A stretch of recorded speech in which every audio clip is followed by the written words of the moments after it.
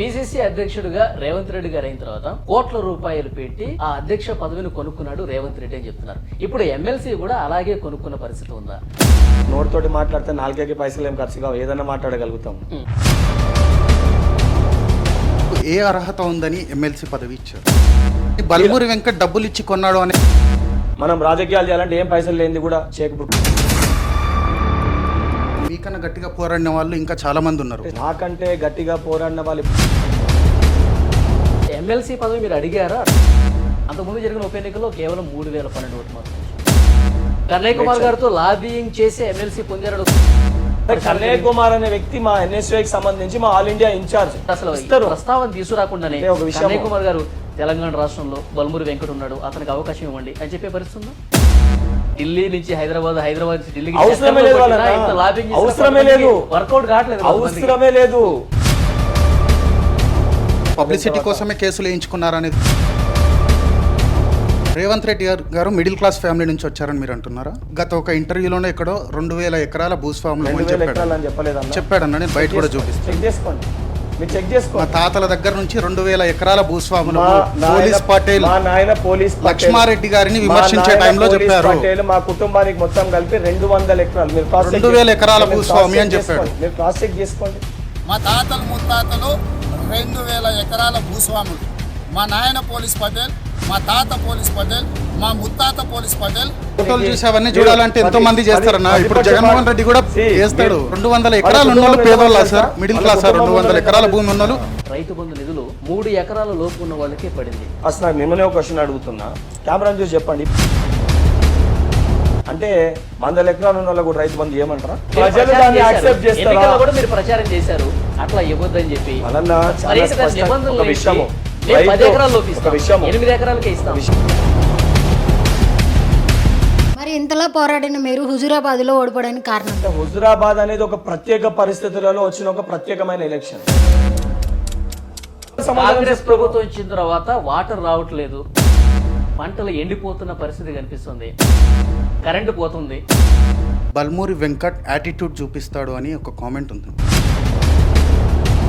జలాలకు సంబంధించి ఏంటి పంచాయతీ? జగన్ గారే చెప్పారు, కేసీఆర్ గారి పుణ్యాన మనకి నీళ్లు వస్తున్నాయి, కేసీఆర్ గారే మాకు సహకరించారు. తెలంగాణ నుంచి కిందికి వాళ్ళు నీళ్లు వదిలేటప్పటి నుంచి మనకు రాని పరిస్థితి అధ్యక్ష ఇవాళ. ఆయన ఒక అడుగు ముందుకు వేసి తన రాష్ట్రం నుంచి, తన బౌండరీ నుంచి నీళ్లు తీసుకునేదానికి ఒప్పుకున్నారు. కేసీఆర్ గారు అంటారు కాళేశ్వరం ప్రాజెక్ట్ అనేది చాలా పెద్ద ప్రాజెక్టు, ఏదో ఒక బ్యారేజ్ దగ్గర నీళ్లు ఇచ్చింది. అసలు పైన ఏదైతే తల భాగం సంబంధించి తలనే ఒక తలగే రంధ్రం పడ్డప్పుడు వ్యక్తి తలపైన దెబ్బ తాకినప్పుడు ఉంటాడా పోతాడా? విద్యార్థుల KG to PG ఉచిత విద్య అన్నారు, ఇయ్యలే. అధికారం కోసం దళితుని ముఖ్యమంత్రి చేస్తా అన్నారు, చేయలే. చెప్పింది చెప్పి రిపీట్ చేస్తుంటే ఏ పథకమైన అమలు కావాలంటే తెల్ల రేషన్ కార్డు ఉన్న వాళ్ళకి ఒక నిబంధన పెట్టారు. ముందు ఇవ్వాల్సింది రేషన్ కార్డులు కదా. రేషన్ కార్డు ఇయ్యడానికి కొంచెం టైం పడుతుంది కదా. అధికారం రాకముందుకి డిసెంబర్ 9న ప్రమాణ స్వీకారం అయిపోయిన వెంటనే 9వ తారీఖు రుణమాఫీ అవుతుందని చెప్పిండు రేవంత్ రెడ్డి గారు. మీరు అడగకుండానే ఎమ్మెల్సీ పదవి ఇచ్చారని చెప్పారు. ఇక్కడ ఓడిపించినందుకు బొగ్గగిల్లి జోలపాడినట్టుగా అక్కడ ఓడిపించి ఇక్కడ పదవి ఇచ్చారంటారు. బీజేపీ ఎంపీ ధర్మపురి అరవింద్ గారి మాటలు విన్నారా? వైఎస్ రాజశేఖర రెడ్డి గారిని చంపింది ఎవరో నాకు తెలుసు, నా మీద కాంగ్రెస్ నాయకులు విమర్శలు చేస్తే పేర్లతో సహా బయట పెడతాను. ఒకటి చాలా స్పష్టంగా నేను బీజేపీ పార్టీ వాళ్ళకి ఒకటి చెప్పాలనుకుంటున్నాను. ఆరోగ్యశ్రీ ఇచ్చే బదులు ప్రతి నియోజకవర్గంలో ఒక కార్పొరేట్ తరహా గవర్నమెంట్ హాస్పిటల్ ఎందుకు కట్టలేకపోతుంది? జగన్ గారు గెలవటానికి ముఖ్యమంత్రిగా ఉన్నప్పుడు కేసీఆర్ గారు ఆర్థిక పరమైన సాయం కూడా చేశారు. కోట్ల రూపాయలు హైదరాబాద్ నుంచి ఆంధ్రప్రదేశ్ ఇది కరెక్ట్. ఇప్పుడు కరెక్ట్ పాయింట్ వచ్చిన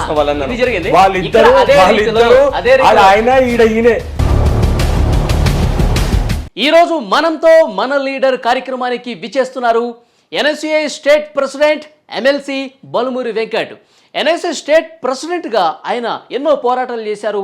నిరుద్యోగుల సమస్యల మీద ఆయన చేసిన పోరాటానికి ఎన్నో లాఠీ దెబ్బలు కూడా ఆయన పడ్డారు. ఎముకలు విరిగాయి, కొన్ని రోజుల పాటు ఆసుపత్రిలో ఉన్నారు. రాహుల్ గాంధీ గారు ఆయన జైల్లో ఉన్నప్పుడు నేరుగా కలిసి నీకు భవిష్యత్తు ఉంటుందని చెప్పారు.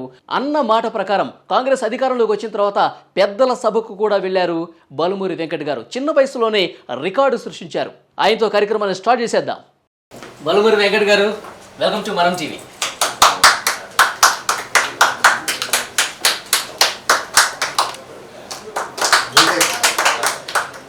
వెంకట గారు నమస్తే. నమస్తే వాళ్ళ. వెంకట గారు, ప్రశ్నలతో మా యాంకర్స్ అలాగే మా డెస్క్ జర్నలిస్టులు సిద్ధమైపోయారు. మిమ్మల్ని ప్రశ్నలతో ఉక్కిరిబిక్కిరి చేయడానికి వాళ్ళందరూ కూడా మధ్యాహ్నం నుంచి ప్రిపేర్ అయిపోయారు. ఇంటర్వ్యూ తర్వాత చూద్దామన్నా, నేను ఒకరికి అవుతాను, మీరైతాను. ఓకే, నా మొదటి ప్రశ్న, ఎమ్మెల్సీగా ప్రయాణం ఎలా ఉంది? అంటే ఇది ఒక రెస్పాన్సిబిలిటీ అన్న. ఇన్ని రోజులు ఏంటంటే కేవలం పోరాటం చేసి సమస్యలను లేవనెత్తినాము. ఇప్పుడు ఆ సమస్యల్ని పరిష్కరించాల్సిన ఒక బాధ్యత నా పైన ఉంది. అంటే కేవలం పోరాటాలే కాదు, చదువుకున్న వ్యక్తికి ఒక బాధ్యత వస్తే ఏ రకంగా సమస్యల్ని పరిష్కరించగలుగుతాడని ఒక ఎగ్జాంపుల్ సెట్ చేయాలనుకుంటున్నా. ఆ దిశగానే నా ప్రయాణం నడుస్తుంది. ఓకే, ఇప్పుడు నోటిఫికేషన్స్ కోసం ఎంతో ఏగర్గా వెయిట్ చేశారు నిరుద్యోగులు. గతంలో ఎలాంటి పరిస్థితుందో మనం చూసాం. కాంగ్రెస్ ప్రభుత్వం ఏర్పడిన తర్వాత ఇప్పుడు ప్రభుత్వం అయితే మారింది, నోటిఫికేషన్స్ రావాల్సిన అవసరం ఉంది. గ్రూప్ 1 మొన్నే వచ్చింది మనకు తెలుసు. ఇంకా నోటిఫికేషన్స్ రావాల్సిన అవసరం ఉంది. చాలామంది నిరుద్యోగులు గతంలో ఆత్మహత్యలు చేసుకున్న పరిస్థితి ఉంది హాస్టల్స్లో. మీరు స్వయంగా అక్కడ ఎన్నో పోరాటాలు చేసిన వ్యక్తిగా మీకు అనుభవం ఉంది. అది ఇప్పుడు ఈ ప్రభుత్వంలో ఎలాంటి నోటిఫికేషన్స్ పట్ల ఎలాంటి బాధ్యత ఈ ప్రభుత్వం? ఒకటి ఫస్ట్ థింగ్, ఒక నిరుద్యోగి కానీ ఒక విద్యార్థి కానీ ఆత్మహత్య ఎప్పుడు చేసుకుంటారంటే వారికి ఉన్న సమస్యలను వినే వ్యక్తులు లేకపోతే వాళ్ళ సమస్యల పట్ల మనం సరిగా వివరించకుండా ఆ సమస్యల్ని అణచివేసే ప్రయత్నం చేసి వాళ్ళపైన అక్రమ కేసులు పెట్టినా, అసొంటి ఒక పరిస్థితులలో ఏమీ చేయలేని ఒక నిస్సహాయ స్థితిలో, అంటే ఎవరు మా సమస్యల్ని పట్టించుకుంటలేరని ఆత్మస్థైర్యాన్ని కోల్పోయి ఆత్మహత్య చేసుకునే ఒక పరిస్థితి వస్తుంది. అనేక సందర్భాల్లో నేను కూడా చూసిన, అంటే స్టూడెంట్స్ ఆత్మహత్య చేసుకున్నప్పుడు ఆ లేఖలు కానీ దేని గురించి లైవ్ వీడియోస్ తీసి చేసుకున్న సందర్భాలు ఉన్నాయి. కానీ ఎప్పుడైతే కాంగ్రెస్ ప్రభుత్వం ఏర్పడ్డ తర్వాత గౌరవనీయులు ముఖ్యమంత్రి గారు కానివ్వండి, ఉప ముఖ్యమంత్రి గారు భట్టి గారు కానివ్వండి, చాలా స్పష్టంగా ఎవరికి ఎటువంటి సమస్య ఉన్నా ప్రజా దర్బార్ కానివ్వండి, ఎక్కడికక్కడ నాయకులు సెక్రటేరియట్లో అందుబాటులో ఉండడం కానివ్వండి, లేకపోతే సంబంధించిన ఐఏఎస్ ఆఫీసర్స్ ఎవరైతే సంబంధించి ప్రిన్సిపల్ సెక్రటరీ గారు, చీఫ్ సెక్రటరీ గారు కానివ్వండి, ఎప్పటికప్పుడు అందుబాటులో ఉంటూ వాళ్ళ సమస్యల పట్ల వాళ్ళ సమస్యల్ని వింటూ ఆ సమస్యల పరిష్కారానికే పాటుపడుతారు. ఇదొక వైపు. మరొక వైపు గతంలో ఎందుకనంటే అనేక సమస్యలపైన డిఎస్సి కానివ్వండి, ఏదైతే సంబంధించి టీఎస్ఎల్ఆర్బి బోర్డు కానివ్వండి, గురుకుల బోర్డు కానివ్వండి, లేకపోతే టీఎస్పిఎస్సి రిక్రూట్మెంట్ ప్రాసెస్ కానివ్వండి, లేదా గ్రూప్ 1, గ్రూప్ 2, గ్రూప్ 3, గ్రూప్ 4 ప్రతి ఒక్క రిక్రూట్మెంట్ పైన సరే వాస్తవానికి ఆ సంబంధించిన నేను ఒక సైన్స్ బ్యాక్గ్రౌండ్కి వెళ్ళి వచ్చిన గత 5-6 సంవత్సరాలకి వెళ్ళి క్రియాశీలకంగా వాటిపైన పోరాటం చేస్తూ ఒక పట్టు వాటిపైన ఏమి విద్యార్థులు ఏమి కోరుకుంటారు, నిరుద్యోగులు ఏమి కోరుకుంటారని మాకు కొంచెం అవగాహన ఉంది. సో దానితో పాటు ప్యారలల్ గా నేను కూడా ప్రతిరోజు ఉదయం 8 గంటల నుంచి 9 గంటల 10 గంటల వరకు, అంటే నాకు ఇంకా క్వార్టర్స్ అలొకేట్ కాలేదు కాబట్టి ఇంట్లోనే ఆఫీస్ ఓపెన్ చేసుకొని ఆ సమస్యలన్నింటినీ తీసుకొని ఆల్రెడీ ఇప్పటికే బహుశా నేను టీఎస్పీఎస్సీ మహేందర్ రెడ్డి గారు తర్వాత నిరుద్యోగులు మిమ్మల్ని కలిసారా? ప్రతిరోజు కలుస్తూనే ఉన్నారు. అంటే ఈ రోజు అటు కూడా సరే ఎమ్మెల్సీతో పాటు నేను కాంగ్రెస్ పార్టీ విద్యార్థి విభాగం ఎన్ఎస్యూ రాష్ట్ర అధ్యక్షులు లెక్క కూడా ఉన్నా. సో ఎమ్మెల్సీ అనేది అధికారికంగా శాసన మండలిలో వీళ్ళ సమస్యలపై అంటే వీళ్ళ అధికారంలో ఉంటూ కూడా వీళ్ళ సమస్యలపై మాట్లాడడానికి, వీళ్ళ సమస్యలు ఏమన్నా ఉన్నా ప్రభుత్వం దృష్టికి తీసుకెళ్లే ఒక బాధ్యత, ఒక పదవి నాకు కల్పించారు. దానితో పాటు గతంలో ఎన్ఎస్ఓ రాష్ట్ర అధ్యక్షులు లెక్క నేను అనేక హామీలు ఇచ్చిన, అంటే అనేక సందర్భాల్లో మీరు కూడా చూశారు. పేపర్ లీకేజ్ అప్పుడు క్రియాశీలకంగా ముందుండి పేపర్ లీకేజ్ కాకుండా కంప్లీట్ ట్రాన్స్పరెన్సీని, అంటే ప్రతి ఒక్క నిరుద్యోగి కూడా టీఎస్పీఎస్సీ బోర్డుని ఒక దేవాలయం లెక్క భావిస్తుండే. ఆ నమ్మకాన్ని కోల్పోయారు. మొదటగా ఆ నమ్మకాన్ని కల్పించే ప్రయత్నంలో భాగంగా ముఖ్యమంత్రి గారు ప్రమాణ స్వీకారం చేసిన 3వ రోజు టీఎస్పీఎస్సీ ప్రక్షాళన పైన వారు దృష్టి పెట్టి మొత్తం కూడా టీఎస్పీఎస్సీ బోర్డుని ప్రక్షాళన చేశారు. ఎందుకనంటే ఆ బోర్డు పరిధిలో ఉద్యోగ నోటిఫికేషన్లు ఇచ్చినా మాకు నమ్మకం లేదన్నా దొంగ చేతిలోనే వాళ్ళ తాళాలు పెట్టినట్టని నిరుద్యోగులే, అంటే నిరుద్యోగులను వాళ్ళు పెట్టిన పదం మేమనేది తెలంగాణ రేపటి భావి భారత పౌరులు వాళ్ళు అనేక సందర్భాల్లో చెప్పారు. కాబట్టి ప్రక్షాళన తర్వాతనే ఉద్యోగ నోటిఫికేషన్లు ఇవ్వాలని చెప్పి కొంచెం ఆలస్యమైంది, అంటే ఒక 15-20 డేస్ అయింది. ఎందుకంటే ప్రక్షాళన జరగక మళ్ళీ మేము అదే చేసినాం అనుకోండి, మీరే దొంగలు అన్నారు, మరి అదే దొంగలు పెట్టి మీరు ఉద్యోగాలు ఇస్తున్నారు అని చెప్పి రేపు పొద్దున మమ్మల్ని ప్రశ్నించే ఒక పరిస్థితి ఉంటుంది. కాబట్టి ఆ నమ్మకాన్ని ఈ రోజు మేము కల్పించినాం. ఆ రిక్రూటర్ నిరుద్యోగులు మిమ్మల్ని కలిసిన తర్వాత, ఇప్పుడు మీరు ఇంతకుముందు భావి భారత పౌరులు అంటాం మేము అని చెప్పేసి అన్నారు, వాళ్ళు కలిసిన తర్వాత కాంగ్రెస్ ప్రభుత్వం వచ్చిన తర్వాత ఏం చేయబోతుంది, నిరుద్యోగులకి ఎలాంటి భరోసా కల్పించబోతుందని మిమ్మల్ని అడుగుంటారు. మిమ్మల్ని ఎమ్మెల్సీ కాకముందు అడుగుంటారు, ప్రభుత్వం ఏర్పడిన తర్వాత, ఎమ్మెల్సీ అయిన తర్వాత చాలా మంది చాలా స్పష్టంగా మాదైతే మా మేనిఫెస్టోలో మొదటి సంవత్సరం 2 లక్షల ఉద్యోగాలు ఇస్తామని చెప్పి ఏదైతే ప్రతి ఒక్క ఉద్యోగం లేక బాధపడుతున్న నా యువ సోదరులందరూ కూడా కాంగ్రెస్ పార్టీ ఒక భరోసా కల్పించింది. ఏదైతే ప్రతి ఏటా జాబ్ క్యాలెండర్ని కూడా, అంటే అకాడమిక్ ఏ సంవత్సరంలో ఎన్ని ఖాళీలు, ఏ రకంగా జాబ్ రిక్రూట్మెంట్స్ అయితే అని జాబ్ క్యాలెండర్ని ప్రకటిస్తామని చెప్పినాం. దానితో పాటు ఏదైతే 6 లక్షల రూపాయల గ్యారంటీ కార్డు, యువ వికాసం కింద గ్యారంటీ కార్డు తీసుకొని వస్తామని చెప్పినాం. దానితో పాటు ఏదైతే విద్యార్థులకి ఏదైతే మౌలిక సదుపాయాలు లేక స్కూల్స్లో అనేక సందర్భాల్లో మనం చూసినాం ఏ రకంగా పరిస్థితులు ఉంటే మధ్యాహ్న భోజన పథకం కూడా సరిగా అమలు చేయకుండా, పౌష్టిక ఆహారం పెట్టకుండా తల్లిదండ్రులు విద్యార్థులు రోడ్డుపైకి వచ్చి ఆందోళన చేసిన పరిస్థితులు చూసినాం. సో దానికి ప్రతి మండలంలో కూడా ఇంటర్నేషనల్ తరాలో మోడల్ స్కూల్ని ఏర్పాటు చేస్తామని చెప్పినాం. దానికి బడ్జెట్లో కూడా 500 కోట్లు కేటాయించడం జరిగింది. అంటే చాలా స్పష్టంగా మా మేనిఫెస్టోలో ఈ అంశాలను అయితే పొందుపరిచినాము. పొందుపరిచిన ప్రతి హామీని కూడా అమలు చేసే విధంగా, అవి కాక కూడా, ఎందుకంటే విద్యారంగం అనేది ఎప్పటికప్పుడు కొత్త సమస్యలు బయటికి వస్తాయి. అంటే ప్రాసెస్ నడుస్తున్నప్పుడు సమస్యలు బయటికి వచ్చినప్పుడు గత ప్రభుత్వాలు ఏంటంటే మేము బుక్కులు ఇది పెట్టుకున్నాము, ఇదే మేము ఇచ్చే పరిస్థితి లేదు, కొత్తదేమి ఇస్తాం అనేది ఉండే. కానీ ఈ రోజు ఆ రకంగా కాకుండా ఏ సమస్యలు వచ్చినా ముఖ్యమంత్రి గారు ఈరోజు ఒక రిప్రజెంటేటివ్ లెక్క, అంటే బల్మూరి వెంకట్ ఒక నాయకుని కంటే ఎక్కువ ఏదైతే విద్యార్థులకి, యువకులకి, నా యువకులానికి ఒక ప్రతినిధిగా నాకు ఈ అవకాశం కల్పించారు. వెంకట్ గారు, మీకు ఏ అర్హత ఉందని ఎమ్మెల్సీ పదవి ఇచ్చారు? బల్మూరి వెంకట్కి అర్హత ఏముంది, ఏ రకంగా పోరాడిండో తెలంగాణలో ఉన్న ప్రతి ఒక్క పౌరుని అడిగితే చెప్తారు. మీకన్నా గట్టిగా పోరాడిన వాళ్ళు ఇంకా చాలా మంది ఉన్నారు. నాకంటే గట్టిగా పోరాడిన వాళ్ళు ఇప్పుడు గతంలో బహుశా ఇదే మీ ఇంటర్వ్యూలో బల్మూరి వెంకట్ని బలి పశువు చేసిరు ఇంత కష్టపడితే అని చెప్పి మీరే ప్రశ్న ఇచ్చారు. అంటే ఒక సందర్భంలో ఆ రోజు మీ పార్టీ నిన్ను పట్టించుకుంటుందా అని చెప్పని ఇదే వలి గారు నన్ను ప్రశ్నించారు. ఈ రోజు నా కష్టాన్ని గుర్తించి, అంటే నేను ఏ రాజకీయ అనుభవమో లేకపోతే సంబంధించి పొలిటికల్ బ్యాక్గ్రౌండో, మా నాన్ననో మా తాతనో ఒక పొలిటికల్ బ్యాక్గ్రౌండ్ తోటి రాలే. నేను సామాన్య మధ్యతరగతి కుటుంబంలోకి వెళ్ళి చిన్నతనంలో మా తండ్రిని కోల్పోయినాక ఒక సింగిల్ పేరెంట్గా మా తల్లి పెంచుతూ, ఎందుకంటే ఒక సింగిల్ పేరెంట్గా పెంచినప్పుడు ఒక మధ్యతరగతి కుటుంబంలోకి వెళ్ళి రాజకీయాల్లోకి వచ్చి కేసులు, జైలు, అంటే నా ప్రొఫెషన్ ఒక డాక్టర్ వృత్తిపరంగా, నాకున్న ప్రొఫెషన్లో కేసులు, జైలు ఇవన్నీ అంటే జనరల్గా సహజంగా ఎవరు ఒప్పుకోరు. అంటే మా భర్త అడిగింది ఏంటంటే చెప్తాను, ఇప్పుడు మీ నాడికే కంక్లూడ్ చేస్తాను. సో ఉన్న పరిస్థితుల్లో ఈరోజు తెలంగాణలో కాంగ్రెస్ ప్రభుత్వం ఏర్పడ్డదంటే ముఖ్యంగా ఏదైతే విద్యార్థులు, యువకుల వల్ల ఏర్పడ్డది. ఈ క్రమంలో ఈ గత 4 సంవత్సరాల్లో వాళ్ళకి ప్రతినిధిగా ఆ సమస్యలపైన పోరాటం చేసిన వ్యక్తి ఎవరన్నా ఉన్నారంటే అది బల్మూరి వెంకట్. అంటే బల్మూరి వెంకట్ అంటే కేవలం ఒక వ్యక్తి కాదు, ఎన్ఎస్యు ఆర్గనైజేషన్. ఆ ఎన్ఎస్యు ఆర్గనైజేషన్ కి ప్రతినిధిగా బల్మూరి వెంకట్ రాష్ట్ర అధ్యక్షులు లెక్క ఉన్నాడు. కాబట్టి వాళ్ళ పక్షాన వాళ్ళ మధ్యలోకి ఒక వ్యక్తికి ఇస్తే వాళ్ళకు ఒక భరోసా కల్పించగలుగుతామని చెప్పి బల్మూరి వెంకట్కి అవకాశం ఇచ్చారు. కానీ బల్మూరి వెంకట్ డబ్బులు ఇచ్చి కొన్నాడు అనేది కూడా వినబడుతుందండి. మరి నాకు డబ్బులు ఇస్తే మీ సొంటోళ్ళు ఎవరన్నా చందాలు పోగు చేసి అలా తప్ప కానీ డబ్బులతోటి కొనుక్కునే పరిస్థితి నా దగ్గర లేదు, అంత ఆర్థిక స్తోమత కూడా నా దగ్గర లేదు. మరి మీ సొంటోళ్ళు ఎవరన్నా చందాలు ఇస్తే వేడని ఇచ్చి తెచ్చుకోవాలి తప్ప. అంటే పిసిసి అధ్యక్షుడిగా రేవంత్ రెడ్డి గారు అయిన తర్వాత కోట్ల రూపాయలు పెట్టి ఆ అధ్యక్ష పదవిని కొనుక్కున్నాడు రేవంత్ రెడ్డి అని చెప్తున్నారు. ఇప్పుడు ఎమ్మెల్సీ కూడా అలాగే కొనుక్కున్న పరిస్థితి ఉందా? అంటే వలన ఒకటి, ఇప్పుడు మాట్లాడిన వాళ్ళకి నోటితోటి మాట్లాడితే 4 పైసలు ఏం ఖర్చు కావు, ఏదైనా మాట్లాడగలుగుతాం.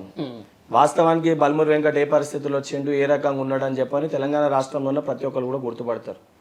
అండ్ నాకేమీ లేదన్నా కంప్లీట్గా నేను 0కి వెళ్ళి వచ్చినా అని చెప్తలే. నేను 100% ఒక మిడిల్ క్లాస్ ఫ్యామిలీకి వెళ్ళి వచ్చిన. నాకున్న సెల్ఫ్ సఫిషియెంట్ నాది, నాకు ఉండడానికి మా తల్లి, మా అన్న ఇద్దరు కష్టపడి, మా పిన్ని ఎవరైతే వీళ్ళందరూ కూడా కష్టపడి నాకు ఫైనాన్షియల్గా నాకు సపోర్ట్ చేస్తారు. 100% వాళ్ళు ఆర్థికంగా సహకరించి, ఎందుకంటే మనం రాజకీయాలు చేయాలంటే ఏం పైసలు లేనిది కూడా ఇప్పుడు కోర్టులో కేసు వేసేది ఉంటుంది ఎవరి పక్షానన్నా, దానికి ఫైనాన్షియల్ అసిస్టెన్స్ అవసరం ఉంటుంది. లేదా జైల్లో పెడతారు, నాతో కూడా 30 మంది పిల్లలు వస్తారు, బెయిల్ తీసుకోవాలంటే 5,000, 10,000 షూరిటీ ఉంటుంది. 30 మందిని పెడితే 3 లక్షల రూపాయలు అవసరం పడుతుంది 100%. సో ఒక మిడిల్ క్లాస్ ఫ్యామిలీకి వచ్చిన కాబట్టి ఫ్యామిలీ అంటే నా ఫ్యామిలీ కానీ నా ఫ్రెండ్స్ కానీ ఎవరైతే పొలిటికల్గా వాళ్ళు రాలేక నన్ను చూసి నా పోరాటాన్ని, నా కష్టాన్ని చూసి వాళ్ళ ఒక సహకారంతో వచ్చినా తప్ప మీరు అన్నట్టు 100 కోట్లు ఇచ్చి పైసలు ఇచ్చి ఎమ్మెల్సీ పదవి కొనుక్కునేంత అవసరము నాకు లేదు. ఎందుకనంటే మొదట కూడా ఎలక్షన్ అయిపోయినాక కూడా నేను పార్టీ నాయకత్వాన్ని అడిగింది ఒకటే, బాధ్యత గల పార్టీలో ఒక రికగ్నేషన్ పదవి ఇవ్వాలని కోరుకున్నా తప్ప గవర్నమెంట్ లో నాకు ఈ పదవి కావాలని అర్జీ పెట్టుకోలే. కానీ రేవంత్ రెడ్డి గారు పీసీ ప్రెసిడెంట్ అని ఒక మాట చెప్పారు, తప్పనిసరిగా పార్టీ కోసం స్వార్థం లేకుండా ప్రజల సమస్యలపైన పోరాడితే మీరు అడగకపోయినా పదవులు మీ ఇంటికి వస్తాయి అని చెప్పారు. ఎమ్మెల్సీ పదవి మీరు అడిగారా? అడగలేదు. అడగకుండా ఇచ్చారు. చెప్తున్నా కదా, అదే మీరు అన్న ఎమ్మెల్సీ మొత్తం ప్రాసెస్ అయినప్పుడు నువ్వే మాట్లాడినావు కదా, అన్న 7 ఇంట్లో ఉన్నానే చెప్పినా కదా, ఢిల్లీ అయితే పోలే కదా నేను. ఇప్పుడు సీనియర్ నాయకులు అందరినీ కాదని మీకు మాత్రం ఎమ్మెల్సీ ఇవ్వడానికి కారణం ఏంటి? అంటే ఈ రోజు శాసన మండలిలో మీరు అన్నదానికి అందరూ పెద్దల సభ అని అంటారు. పెద్దల సభ ఏజ్ పరిమితి కూడా 30 సంవత్సరాల పైన ఉంటే శాసన మండలిలో ఉండొచ్చు అని అర్హత అది. కాకపోతే ఏంటంటే ఈరోజు శాసన మండలిలో యువకులు లేకపోవడంతో యువకుల సమస్యలు అక్కడ లేవనెత్తేతోళ్ళు లేరు. అంటే అక్కడ మాట్లాడేటోళ్ళు లేరు. సో అందులోకి ఒకరు ఉండాలి ఈ సభలో అనే ఉద్దేశంతో బల్మూరి వెంకట్కి ఎమ్మెల్సీ పదవి ఇచ్చారు. ఇవ్వకపోతే కాంగ్రెస్ పార్టీ యువకులని ప్రోత్సహించదు అంటారు, ఇస్తేనేమో ఎట్లిచ్చిందని చెప్పి మాట్లాడతారు. అంటే కాంగ్రెస్ పార్టీ సూటిగా ఒక విజన్ తోటి వెళ్తుంది. రేపటి తెలంగాణ కానీ భారతదేశం కానీ అభివృద్ధి పదంలో ముందుకు వెళ్ళాలంటే అది తెలంగాణ కానీ భారతదేశంలో ఉన్న అతిపెద్ద కులం యువకులం 60% జనాభా యంగ్స్టర్స్ ఉంది. సో యంగ్స్టర్స్ రాజకీయాలకి రావాలని ఒక నేపథ్యంతో మాసంటోళ్ళకి అవకాశం ఇచ్చారు. నేను కానీ నా తర్వాత మా సోదరుడు రాజ్యసభ సభ్యుడు అనిల్ కుమార్ యాదవ్ గారు కూడా అదే ధోరణిలో వారికి కూడా రావడం జరిగింది. మరి ఇంతలా పోరాడిన మీరు హుజూరాబాద్లో ఓడిపోవడానికి కారణం ఏంటి? అంటే హుజూరాబాద్ అనేది ఒక ప్రత్యేక పరిస్థితులలో వచ్చిన ఒక ప్రత్యేకమైన ఎలక్షన్. ఆడ బల్మూరి వెంకట్ ఎంత కష్టపడ్డాడు అనే దానికంటే కూడా కల్వకుంట్ల చంద్రశేఖరరావు గారిని ఓడించాలి, బల్మూరి వెంకట్కి ఓటేస్తే ఓటు డివైడ్ అయితే అది కేసీఆర్ టీఆర్ఎస్ పార్టీ గెలుపుకి కారణమవుతుంది అని చెప్పి ప్రజలు భావించారు. దాన్ని బీజేపీ పార్టీ కూడా చాలా బలంగా ప్రజల్లోకి తీసుకెళ్లగలిగింది. హుజూరాబాద్ లో ఓడిపోతారని తెలిసే మీరు పోటీ చేశారా, లేకపోతే ఎవరు సిద్ధంగా లేరు అని చెప్పి మీరు మిమ్మల్ని? 100% బల్మూరి వెంకట్ ఎమ్మెల్సీ ఎన్ఎస్యూ రాష్ట్ర అధ్యక్షుని ఇవన్నిటికంటే ముందు రాహుల్ గాంధీ గారు ఒక పెద్ద పదవి నాకు ఇచ్చారు. కాంగ్రెస్ పార్టీ కార్యకర్తని నేను నికార్సైన కాంగ్రెస్ పార్టీ కార్యకర్తని. నా అధిష్టానం ఏ నిర్ణయం తీసుకొని బల్మూరి వెంకట్ నువ్వు అక్కడ పోయి పోరాటం చేయాల్సిందంటే తప్పనిసరిగా పోరాటం చేస్తాను అండ్ పార్టీకి అండగా నిలబడతాను. సరే అక్కడ ఎవరు పోరాటం చేయడానికి ముందుకు వచ్చిర్రా రాలేదా అంటే అంటే అంత కష్టమైన పరిస్థితులలో హేమీలు ఉద్దండులు కొట్టుకుంటున్న పరిస్థితులలో 28 సంవత్సరాలు ఒక యువకుడు పోయి అక్కడ పోరాటం చేయగలుగుతాడని చెప్పి ఒక నమ్మకంతో పార్టీ నాకు ఏదైతే టికెట్ కేటాయించింది చూడండి, అతి చిన్న వయసులో నా పార్టీ నమ్మకాన్ని నేను గెలుచుకున్నా.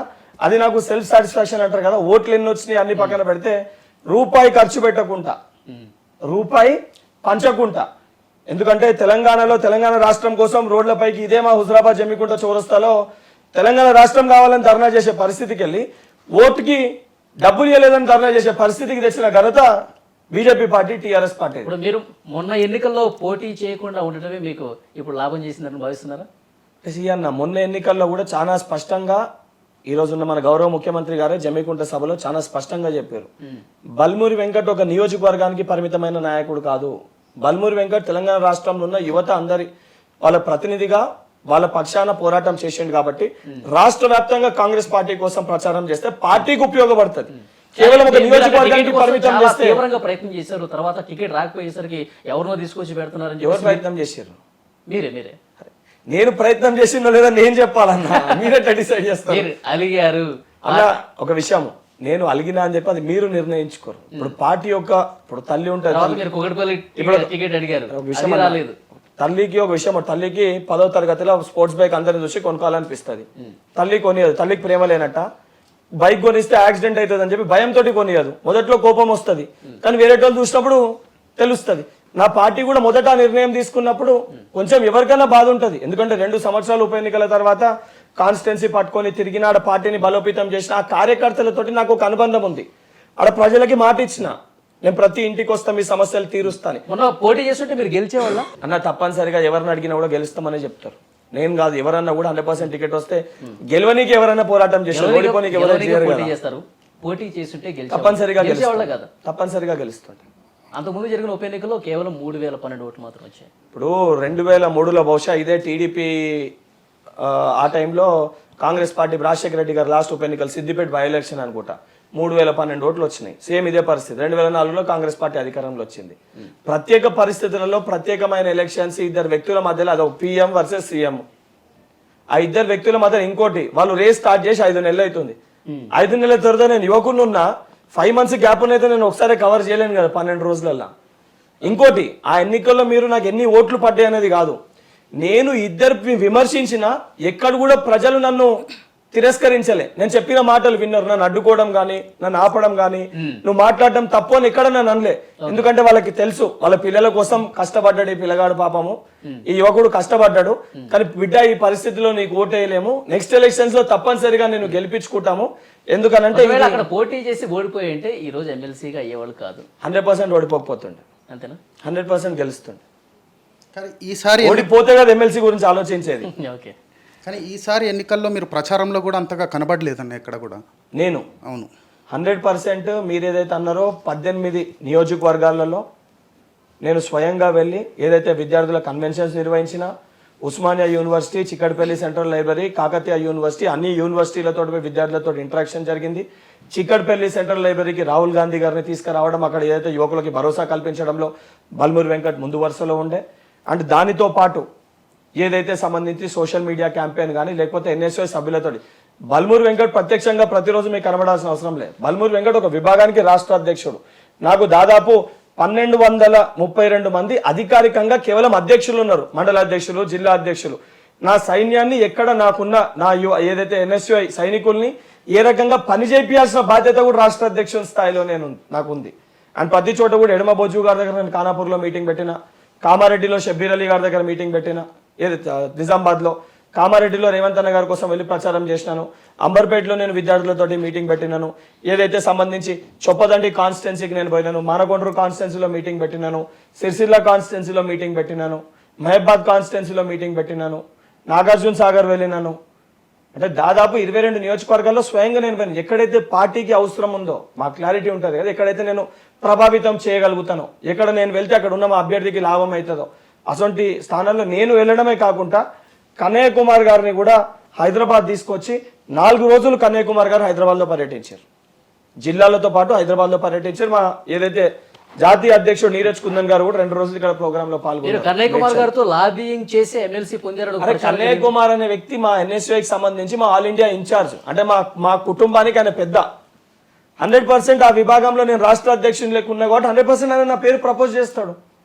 అంటే మీరు అడగకుండానే ప్రపోజ్ చేస్తారు. కష్టపడ్డప్పుడు పార్టీ తప్పనిసరిగా పూర్తిస్తుంది. ఎందుకంటే ఆయన కూడా ఒక విద్యార్థి నాయకుని లెక్క వచ్చిండు, ఆయన కూడా అనేక పోరాటాలు చేసిండు. సరే స్ట్రీమ్ వేరే ఉన్నప్పటికీ ఆయన కూడా కష్టం ఏ రకంగా ఉంటుంది, ఒక విద్యార్థి నాయకుడు ఎదుర్కొనే కష్టం స్వయంగానే తెలుసు. అమ్మాయినా అన్నం పెట్టదంటారు. అవకాశము అధికారం అడగకుండానే మీరు అసలు ప్రస్తావన తీసుకురాకుండానే కన్నయ్య కుమార్ గారు తెలంగాణ రాష్ట్రంలో బల్మూరి వెంకట్ ఉన్నాడు, అతనికి అవకాశం ఇవ్వండి అని చెప్పే పరిస్థితి ఉందా? ఇప్పుడు పార్టీ అధికారంలోకి వచ్చింది, పార్టీకి సంబంధించి కొన్ని పదవీలు ఉంటాయి. పదవీలు ఉన్నప్పుడు పార్టీకి ఎవరెవరు పోయినసారి టికెట్లు ఇవ్వలేకపోయినాము, ఎవరెవరు కష్టపడ్డారు అనేది ఒకటి ఉంటది కదా. ఆ ఉన్న క్రైటీరియాలో ఢిల్లీ నుంచి హైదరాబాద్, హైదరాబాద్ నుంచి ఢిల్లీ అవసరమే లేదు, వర్కౌట్ కావట్లేదు, అవసరమే లేదు. నేను మీకు చెప్తున్నా కదా, చాలా స్పష్టం. అందరు ఇట్లా మాట్లాడి యువత రాజకీయాల్లోకి రావాలంటే భయపడే పరిస్థితులు తీసుకొచ్చిర్రు. అసలు నిజంగా స్వార్థం లేకుండా కష్టపడితే నేనే బెస్ట్ ఎగ్జాంపుల్ చెప్తున్నా కదా. ఇదే మాట నేను 2 నెలల క్రితం చెప్తే నన్ను చూసి నవ్వుకుంటుండే మీరు. ఈ రోజు నేను ఎమ్మెల్సీ నేను కష్టపడి ఈ రోజు ఈ స్థాయిలో ఉన్నా కాబట్టి ఈ రోజు వింటారు. నేను కూడా దాదాపు ఏదైతే 10 సంవత్సరాలకెళ్ళి ఈ రోజు కోసం వెయిట్ చేస్తున్నా. ఏదైతే మధ్య తరగతి పేద తరగతిలో ఉన్న యువకులు కూడా రాజకీయాల్లోకి రావాలి, డబ్బు లేకపోయినా కూడా కష్టపడితే స్వార్థం లేకుండా ప్రజల సమస్యల పైన పోరాడితే సరే ఏ పార్టీ అని ఉండనియండి తప్పనిసరిగా గుర్తిస్తుంది. అండ్ కాంగ్రెస్ పార్టీని గుర్తింపు లభించిందంటే ప్రాంతీయ పార్టీలలో అది పెద్ద కష్టమైన పని ఏమి ఉండదు. అయితే ఇప్పుడు పార్టీ కోసం కష్టపడే వాళ్ళు కరువయ్యారంటారా? అంటే ఇప్పుడు ఒక పరిస్థితి ఉంది, ఒక పదవి ఉంటుంది, పదవిలో కుర్చీలో 10 మందిని కూర్చోబెట్టలేం కదా. లేకపోతే చిన్నవాడైనా పర్లేదు అని ఎమ్మెల్సీ ఇచ్చారా? నమ్మొచ్చా? ఇప్పుడు మీకు ఏమంటున్నాం, చిన్న పెద్ద అనేది మనము చేసే, మీరు ఏజ్ ప్రకారం మాట్లాడుతారు కానీ ఎప్పుడు వచ్చినాము, ఎన్ని రోజులు వచ్చినాము, 30 సంవత్సరాల నుండి ఏం చేయకుండా ఉత్త కూర్చొని ఏం పని చేయకపోతే అసలు వ్యక్తి కేవలం 30 సంవత్సరాలు పార్టీకి అండవేసుకుని చెప్పి పదవిచ్చుడు కావన్నా, లేకపోతే 10 సంవత్సరాలు పొద్దునకెళ్ళి సాయంత్రం వరకు అరే నా పైన 88 కేసులు ఉన్నాయి, 1-2 కాదు, 1-2 కేసులు ఉంటేనే భయపడే పరిస్థితిలో 88 కేసులు, 5 సార్లు జైల్లోకి పోయి పక్కటి ఎముకలు ఇరగొట్టుకొని. అంటే కేవలం నేను ఆలోచించింది నాకు ఎమ్మెల్సీ వస్తుందా, నా కార్పొరేషన్ చైర్మన్ వస్తుందా. నేను పోరాటం చేసినప్పుడు నవ్విర్రు కాంగ్రెస్ పార్టీ అసలు తెలంగాణ అధికారంలోకి వస్తాడు. ఉత్తమ్ కుమార్ రెడ్డి గారు పిసిసి ప్రెసిడెంట్ ఉండే కోవిడ్ టైంలో. నేను బయట తిరుగుతున్నప్పుడు పిచ్చోడు ఎట్లా తిరుగుతుండు చూడు, అనవసరంగా ప్రతిభను ముట్టడి చేసి కోవిడ్ టైంలో జైలుకు పోయిండు, అసలు ఈ పార్టీ అధికారంలోకి వస్తుందని చూసి నవ్వు ఎగతాళిగా మాట్లాడారు. సొంత పార్టీ వాళ్ళేమో పాపం బలైపోయింది అని చెప్పి ఎగతాళిగా మాట్లాడినరు, బయటోడు పిచ్చోడు అని చెప్పి ఎగతాళిగా మాట్లాడినరు. మేము కూడా ఏంటంటే సమయస్ఫూర్తితోటి 100% ఆ కాన్ఫిడెన్స్ ఉంది కాబట్టి ఇంత బలంగా చెప్పగలుగుతున్నా. లేకపోతే 88 కేసులు అంత ధైర్యంగా పోయి కేసు పైన కేసు పెట్టుకొని పోరాటం చేయకపోతే. రాహుల్ గాంధీ గారు వచ్చి కలిశారు కదా, అప్పుడు ఏంటి సంభాషణ, ఏం జరిగింది? రాహుల్ గాంధీ గారు చాలా స్పష్టంగా జైల్లో ఉన్నప్పుడు ఒకటే చెప్పారు, వచ్చినప్పుడు నీ కష్టం వృధా కాదు, అంటే నేను మీకు తెలుగులో చెప్తున్నాను వారు చెప్పింది, don't worry party will stand with you, we know your efforts అని చెప్పారు. ఈ 2 పదాలు సరిపోతుంది. అంత పెద్ద వ్యక్తి అంటే చాలా మంది రాహుల్ గాంధీ గారిని కలవనికి క్యూ లైన్ కడతారు. అసంటిది బల్మూరి వెంకట్ ఒక్కరిని కలవనికి రాలే. ఇంకోటి నాతోటి 28 మంది ఎన్ఎస్యుఎస్ సైనికులు. బల్మూరి వెంకట్ అంటే ఈజీగా గుర్తుపట్టేస్తారు. అంటే చెప్తున్నా, నేను ప్రతినిధిని కాబట్టి ఈరోజు నాకు అవకాశం కల్పించింది. ఇప్పుడు నాతో పాటు ప్రతి పోరాటంలో మా హైదరాబాద్ అధ్యక్షుడు, మా రంగారెడ్డి అధ్యక్షుడు, మా స్టేట్ జనరల్ సెక్రటరీస్ వాళ్ళందరికీ కష్టం ఉంది ఈ రోజు నేను ఇక్కడ ఉన్నా అంటే నాతో పాటు కేసులో 18 మంది 20 మంది 30 మంది ఉన్నారు. నేను అధ్యక్షునిగా ఉన్నా కాబట్టి నాకు మీరు అన్నట్టు గుర్తింపు కానీ ఏదన్నా కూడా కలిగింది. ఇప్పుడు ఆ కేసులని కొట్టేయించుకుంటారా సార్? అంటే లీగల్గా ప్రొసీజర్ ప్రకారం ఇప్పుడు ఎమ్మెల్సీ అయినాను కాబట్టి ఆ కోడ్ చేంజ్ అవుతుంది. లీగల్గా ప్రొసీజర్ ప్రకారం ఏం ప్రాసెస్ అయితే ఉంటుందో, ఎందుకంటే నా పైన 2015 కంటే ముందు నా పైన ఒక్క కేసు కూడా లేదు. 2015 పబ్లిసిటీ కోసమే కేసులు వేయించుకున్నారా అనేది కూడా ఉంది. మరి పబ్లిసిటీ కోసం కేసులు వేయించుకోవాలంటే మరి అనేక మంది నాయకులు ఉన్నారు. మరి కేసులు వేయించుకొని ఒకసారి జైలుకు పోయినోనికి తెలుస్తుంది అన్న నొప్పి ఏందో, దెబ్బ తిన్నోనికి తెలుస్తుంది. కేసులు లేని నాయకులు అయితే లేరు కదా సార్. పక్కటి ఎముకలు ఇరిగి హాస్పిటల్ పైన పండుకొని తిననీకి రాక, లేవనీకి కానీ కూర్చోనికి రాక, కనీసం బాత్రూమ్ పోదామంటే వాడు కూర్చోనికి రాక, ఆ నొప్పి ఓర్చినోనికి ఆ బాధ ఏందో, ఆ బాధ అనుభవించిన ఆ కుటుంబానికి ఆ తల్లికి తెలుస్తుంది. కూర్చున్న వాళ్ళకి ఎక్కడ కూర్చున్న వాళ్ళకి మస్తు మాట్లాడొస్తుంది, మేము చేసినా మా పైన లేవా అని చెప్పని. కానీ బాధ అనుభవించిన వాళ్ళకి ఒక 10 రోజులు జైల్లో ఉండమని చెప్పండి. ఎవరైనా ఈ మాటలు మాట్లాడతారు కదా, ఒక 10 రోజులు పోయి, నేను బ్యారక్ పేర్లు కూడా చెప్తా, గోదావరియో కృష్ణానో లేకపోతే ఐఎస్బి అని చెప్పి స్పెషల్ బ్యారక్ ఉంటుంది. అటువంటి బ్యారక్లో ఒక 10 రోజులు జైలు జీవితం గడపమని చెప్పండి. తర్వాత బయటికి వచ్చి ఇదే మాట మాట్లాడమనండి. కేసులు ఉన్న వాళ్ళే సీఎంలు పిఎంలు అవుతున్నారంటారు. అంటే ఒకటన్నా కేసులు 2 రకాల కేసులు. ఇప్పుడు మీరు ఏం చేస్తారంటే, కొంతమంది ఈ మధ్యలో సోషల్ మీడియాలో ఏమైపోయిందంటే ఏ కేసున్న దగడ్లు పైలు వాళ్ళని వీళ్ళని తీసుకొచ్చి కూడా మీరు హైప్ చేసేసి ఏ కేసులు అని చెప్పి మాట్లాడుతారు. 2 రకాల కేసులు ఉంటాయి. ఒకటి ల్యాండ్ గ్రాబింగ్, సొంత లాభాల కోసం అయ్యే కేసులు వేరే. ప్రజల సమస్యలపైన పోరాటం చేస్తే ఏదైతే అధికార పార్టీ పెట్టే కేసులు వేరే. 2 డిఫరెంట్ కేటగిరీస్ ఉంటాయి. రేవంత్ రెడ్డి గారు ఓటుకు నోటు కేసుల తర్వాతనే బాగా అయిపోయారని చెప్పుకోవడం. రేవంత్ రెడ్డి గారు కూడా ఒక స్క్రాచ్కి వెళ్ళి అంటే నేను చిన్నతనంకి వెళ్ళి రేవంత్ రెడ్డి గారిని చూస్తే కాబట్టి వారు నా నేబర్గా ఉండే కాబట్టి, వారు ఏం లేని స్థాయికి వెళ్ళి చిన్నతనంకి వెళ్ళి ఈరోజు ఏదైతే 17 yearsలో జెడ్పీటీసీకి వెళ్ళి, ఎమ్మెల్యేకి వెళ్ళి, ఎంపీకి వెళ్ళి, పీసీసీ అధ్యక్షునికి వెళ్ళి ముఖ్యమంత్రి అయినారు. సో అటువంటి వ్యక్తిని మనం ఇన్స్పిరేషన్గా తీసుకోవాలి తప్ప ఓటుకి నోటు కేసు చూసి రేవంత్ రెడ్డి గారు హైప్ అయినరు.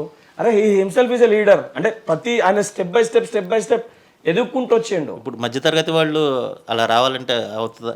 రేవంత్ రెడ్డి గారు వచ్చారు.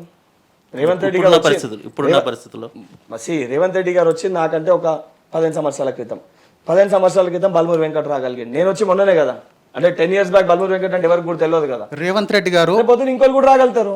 రేవంత్ రెడ్డి గారు మిడిల్ క్లాస్ ఫ్యామిలీ నుంచి వచ్చారని మీరు అంటున్నారా? 100%. ఆయన గత ఒక ఇంటర్వ్యూలోనే ఎక్కడో 2000 ఎకరాల భూస్వాములు చెప్పాడన్న. నేను బయట కూడా చూపిస్తాను, చెక్ చేసుకోండి, మీరు చెక్ చేసుకోండి. మా తాతల దగ్గర నుంచి 2000 ఎకరాల భూస్వాములు పోలీస్ పటేల్, మా నాయన పోలీస్ లక్ష్మారెడ్డి గారిని విమర్శించే టైంలో చెప్పారు. మా కుటుంబానికి మొత్తం కలిపి 200 ఎకరాలు, మీరు 2000 ఎకరాల భూస్వామి అని చెప్పాడు. మీరు క్రాస్ చెక్ చేసుకోండి, మీకు చూపిస్తాను. 200 acres చూపించుకోండి, క్రాస్ చెక్ చేసుకోండి. 200 acres అని చెప్పి చెప్పిండ్రు. అది వారి కుటుంబ నేపథ్యంలో మేము మా ఫ్యామిలీకి వెళ్ళి వచ్చినామని చెప్పారు. అధికంగా 1000 కోట్లుండి ఆయన ఏం డబ్బు ఖర్చు పెట్టి అంటే కంప్లీట్గా చేసి ఆయన చాలా స్పష్టంగా అందరికీ తెలుసు. రేవంత్ రెడ్డి గారు మొదట్లో ఏదైతే వాల్ పెయింటింగ్స్ పెయింటర్ రాస్తున్నారు అందరికీ తెలుసు. అది తెలియదా? చూడలేదా? ఫోటోలు లేవా? ఈ రోజు చెప్పారని చెప్పని వారిని ఏదో విమర్శించాలి. చూడాలంటే ఎంతో మంది చేస్తారన్న. ఇప్పుడు జగన్మోహన్ రెడ్డి కూడా చేస్తాడు. మీరు జర్నలిస్ట్ లెక్క అడుగుతారు కాబట్టి సమాధానం.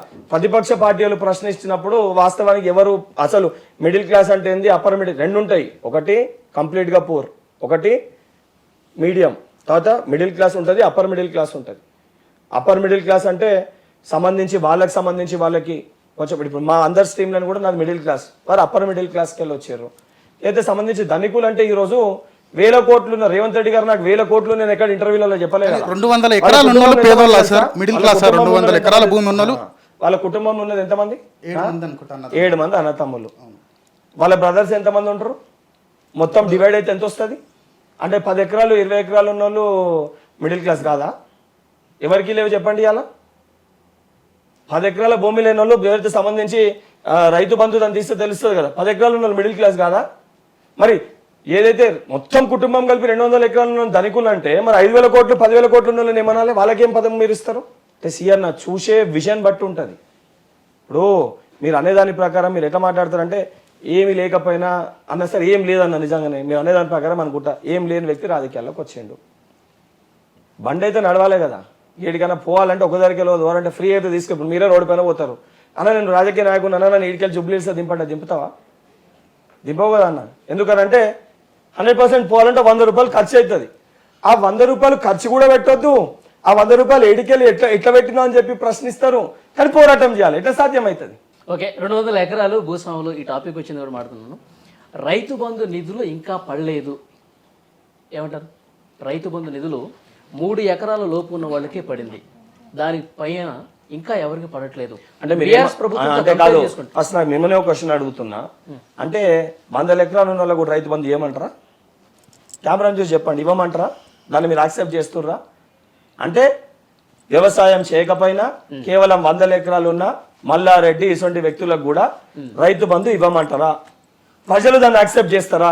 అది ఇవ్వద్దనే మీరు ప్రజలు దాన్ని యాక్సెప్ట్ చేస్తారా? ఎన్నికల్లో కూడా మీరు ప్రచారం చేశారు అట్లా ఇవ్వద్దని చెప్పి. ఒక విషయం 8 ఎకరాలకే ఇస్తాం. విషయం అన్న, రైతు బంధు అనేది దేనికి తీసుకొచ్చారు? ఏదైతే రైతులు ఆత్మహత్యలు చేసుకుంటారు వాళ్ళకు ఒక భరోసా కల్పించాలి, వాళ్ళకి అండదండగా ఉండాలి, ఆ రైతులకి ప్రభుత్వం మేమున్నాము అనే ఒక ధైర్యాన్ని ఇవ్వాలి. ఏదైతే సంబంధించి ఆ నమ్మకంతో ఈ రైతు బంధు స్కీమ్ని తీసుకొచ్చారు. ఈ రైతు బంధు స్కీము 60% ఏదైతే నిజమైన రైతులకు ఉపయోగపడితే 40% ఏదైతే 100 ఎకరాలు ఉన్న భూస్వాములకి ఈ డబ్బులు దుర్వినియోగం అవుతున్నాయి. సో ఆ డబ్బుని కూడా నిజమైన నికార్సాన్ని ఏదైతే కౌలు రైతులకు మేము ఇస్తామని చెప్పినాము, మేము తగ్గించడానికి ఎక్కడ ప్రయత్నం చేయలేదు. నికార్సుగా భూస్వాములకు కాకుండా ఎవరైతే కౌలు రైతులకు మేము ఏదైతే భరోసా కల్పించినామో దాన్ని ఇంప్లిమెంట్ చేయనీకి అదొక ప్రాసెస్. ఓవర్ నైట్ ఇంప్లిమెంట్ చేయలేము. ఇప్పుడు అదే చెప్తున్నా మీకు, ఓవర్ నైట్ ప్రాసెస్ ఇంప్లిమెంట్ చేయలేము, దానికి ఒక సిస్టమ్ ఉంటుంది. ఓవర్ నైట్ ప్రాసెస్ ఇంప్లిమెంట్ చేసి మొన్ననే మా సీఎం గారు చెప్పినట్టు నేనే ఏదైతే సినిమాకి నేనే హీరోని, నేనే డైరెక్టర్ని, నేనే ప్రొడ్యూసర్ అనుకుంటే మన కేసీఆర్ గారు మేడిగడ్డ కట్టిన పరిస్థితి ఏమైంది, ఆ పరిస్థితి వస్తుంది. సో దేనికైనా ఒక ప్రాసెస్ ఉంటుంది. ఆ ప్రాసెస్ ఎవరు చేయాలి? నేనో మీరో లేకపోతే మనం కూర్చుంటే అయ్యేది కాదు. దానికి సంబంధించిన నిపుణులతోటి, దానికి సంబంధించిన ఆర్థికవేత్తలతోటి, దానికి సంబంధించిన ఎవరైతే సంబంధించి బ్యూరోక్రాట్స్ తోటి, ఆ సిస్టమ్ పైన అవగాహన ఉన్న రైతు సంఘాలతో చర్చించి ప్రాసెస్ ఏర్పాటు చేయాలి. లాస్ట్ టైం కూడా March 31 లోపలనే ఎప్పుడన్నా కూడా రైతు బంధు పడుతుంది. గత ప్రభుత్వాలు గత 9 సంవత్సరాల్లో కూడా March 31 dead line Rythu Bandhu పడేది. ఈ రోజు కొత్తగా ఏదో మేము వేయలేదని చెప్పి వాళ్ళు ఏదో ప్రతిపక్ష పార్టీ వాళ్ళు ఏదో వాళ్ళు అవగాహన లేకుండా కోపంలో ఆవేశంలో ఓడిపోయినామని చెప్పి మాట్లాడితే మీరు చెక్ చేసుకున్నాను, రికార్డ్ నేను చెప్తున్నా. March 31 లోపల పడుతుంది. అండ్ 100% మా దాంట్లో కూడా చాలా స్పష్టంగా అది 8 ఎకరాల 10 ఎకరాల చాలా స్పష్టంగా ముఖ్యమంత్రి గారు ఎందుకు ఏ రకంగా ఇస్తున్నాం, ఎట్లా ఇస్తున్నాం అనేది కూడా మీడియా ముఖంగా చిట్చాట్ పెట్టి ఎప్పటికప్పుడు చెప్తూనే ఉన్నాం కదా. గత ప్రభుత్వం లెక్క మేము చెప్పిందే వినండి, కేవలం చెవులే పనిచేయాలి తప్ప నోరు పనిచేయాలనే పరిస్థితి ఈ రోజు లేదు కదా. మీరు ఏ మాటలు అడిగినా, ఏ ప్రశ్నలు అడిగినా వారానికి 2 సార్లు ముఖ్యమంత్రి గారు సమాధానం. కాంగ్రెస్ ప్రభుత్వం వచ్చిన తర్వాత వాటర్ రావట్లేదు, పంటలు ఎండిపోతున్న పరిస్థితి కనిపిస్తుంది, ఏమంటారు? ఇప్పుడు కరెంటు పోతుంది. ఇప్పుడు మీరు నేను హైదరాబాద్లోనే ఉంటున్నాము, దానికి కూడా మొన్న సంబంధించి శాసన మండలిలోనే ఇట్లనే మా కవితక్క మాట్లాడింది, కరెంటు పోతుంది అని చెప్పని. కరెంటు యూసేజ్ చాలా స్పష్టంగా గ్రాఫ్ తోటి ఓకే ఎవరైతే సంబంధించి మా బట్టి విక్రమార్క గారు డిప్యూటీ సీఎం గారు చాలా స్పష్టంగా శాసన మండలిలో క్లియర్గా విత్ ఎవిడెన్స్ చూపివ్వడం జరిగింది. Clear with evidence. నేను కూడా హైదరాబాద్లోనే ఉంటున్నాను. మాకు కూడా సరే మా నాన్నగారిది, మా అమ్మగారిది, మా 2 విలేజెస్ కూడా తెలుసు. మరి నేను కూడా తిరుగుతున్నా, ఎక్కడ కూడా కరెంట్ సమస్య అయితే మరి నేను ఎదుర్కొంటలేను. కేవలం కొంతమంది వ్యక్తులకు వాళ్ళ ఇంట్లో అట్లా కరెంటు పోతుందని అంటే హైదరాబాద్ గురించి మాట్లాడుతున్నారా? నేను అదే మీకు చెప్పినా, నేను నేటివ్ ఫ్రమ్ కరీంనగర్, జగిత్యాల జిల్లాలో మా నాన్నగారిది, పెద్దపల్లి జిల్లాలో మా అమ్మగారిది. నేను అక్కడ కూడా పోతే కదా, మరి ఎక్కడ కూడా సమస్యలు అయితే నేను ఎవరి దగ్గరికి వెళ్ళి ఇప్పటివరకు నేనైతే తినలే. అంటే సార్ నేనైతే మీ కేవలం ఒక చోటు ఉన్న వ్యక్తిని కాదు, పొద్దున్న లేస్తే సాయంత్రం వరకు తిరిగే వ్యక్తిని, ప్రజలతో మాట్లాడే వ్యక్తిని. మరి ఇక్కడ మీరు కూడా ఇంతమంది ఉన్నారు, మరి గతంలోకి ఇప్పటికే మన కరెంట్లో మన మార్పు వచ్చిందా మరి మీరే చెప్పాలి. నేను రైతు కుటుంబం నుంచే వచ్చానన్న. ఇప్పుడు నేను రీసెంట్గా కూడా విలేజ్కి వెళ్ళి చూసాను, ఈవినింగ్ 7కి పొలాల దగ్గర కరెంట్ పోతుందన్న. ఇంతకుముందు పోయేది కాదు, పోకపోతుండే.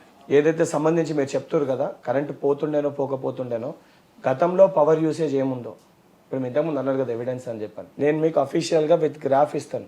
యూసేజ్ అప్పటికంటే ఇప్పుడు పెరిగిందా తగ్గిందా, కనీసం అప్పటికంటే ఒక ప్రతి చోట కూడా అంటే ఎవ్రీ మంత్ వైజ్ వస్తుంది ఆ గ్రాఫ్ రిపోర్ట్. 10% యూసేజ్ పెరిగింది తప్ప ఎక్కడ కూడా తగ్గలేదు. సరే 1-2 జాగాలలో ఎక్కడన్నా సమస్య వచ్చినా కూడా ఇమీడియట్గా కనుక మొన్న చూసాం ఒక చోట రైతులకి ఏదో పోల్స్కి మీటర్లు ఏదో పెడుతున్నారని చెప్పని మహబూబ్నగర్లో ఒక సమస్య వచ్చినప్పుడు ఇమీడియట్గా సంబంధించిన అధికారిని సస్పెండ్ చేశారు. ఇమీడియట్గా డిప్యూటీ సీఎం గారి దృష్టికి ఆ సమస్య రాగానే సస్పెండ్ చేశారు.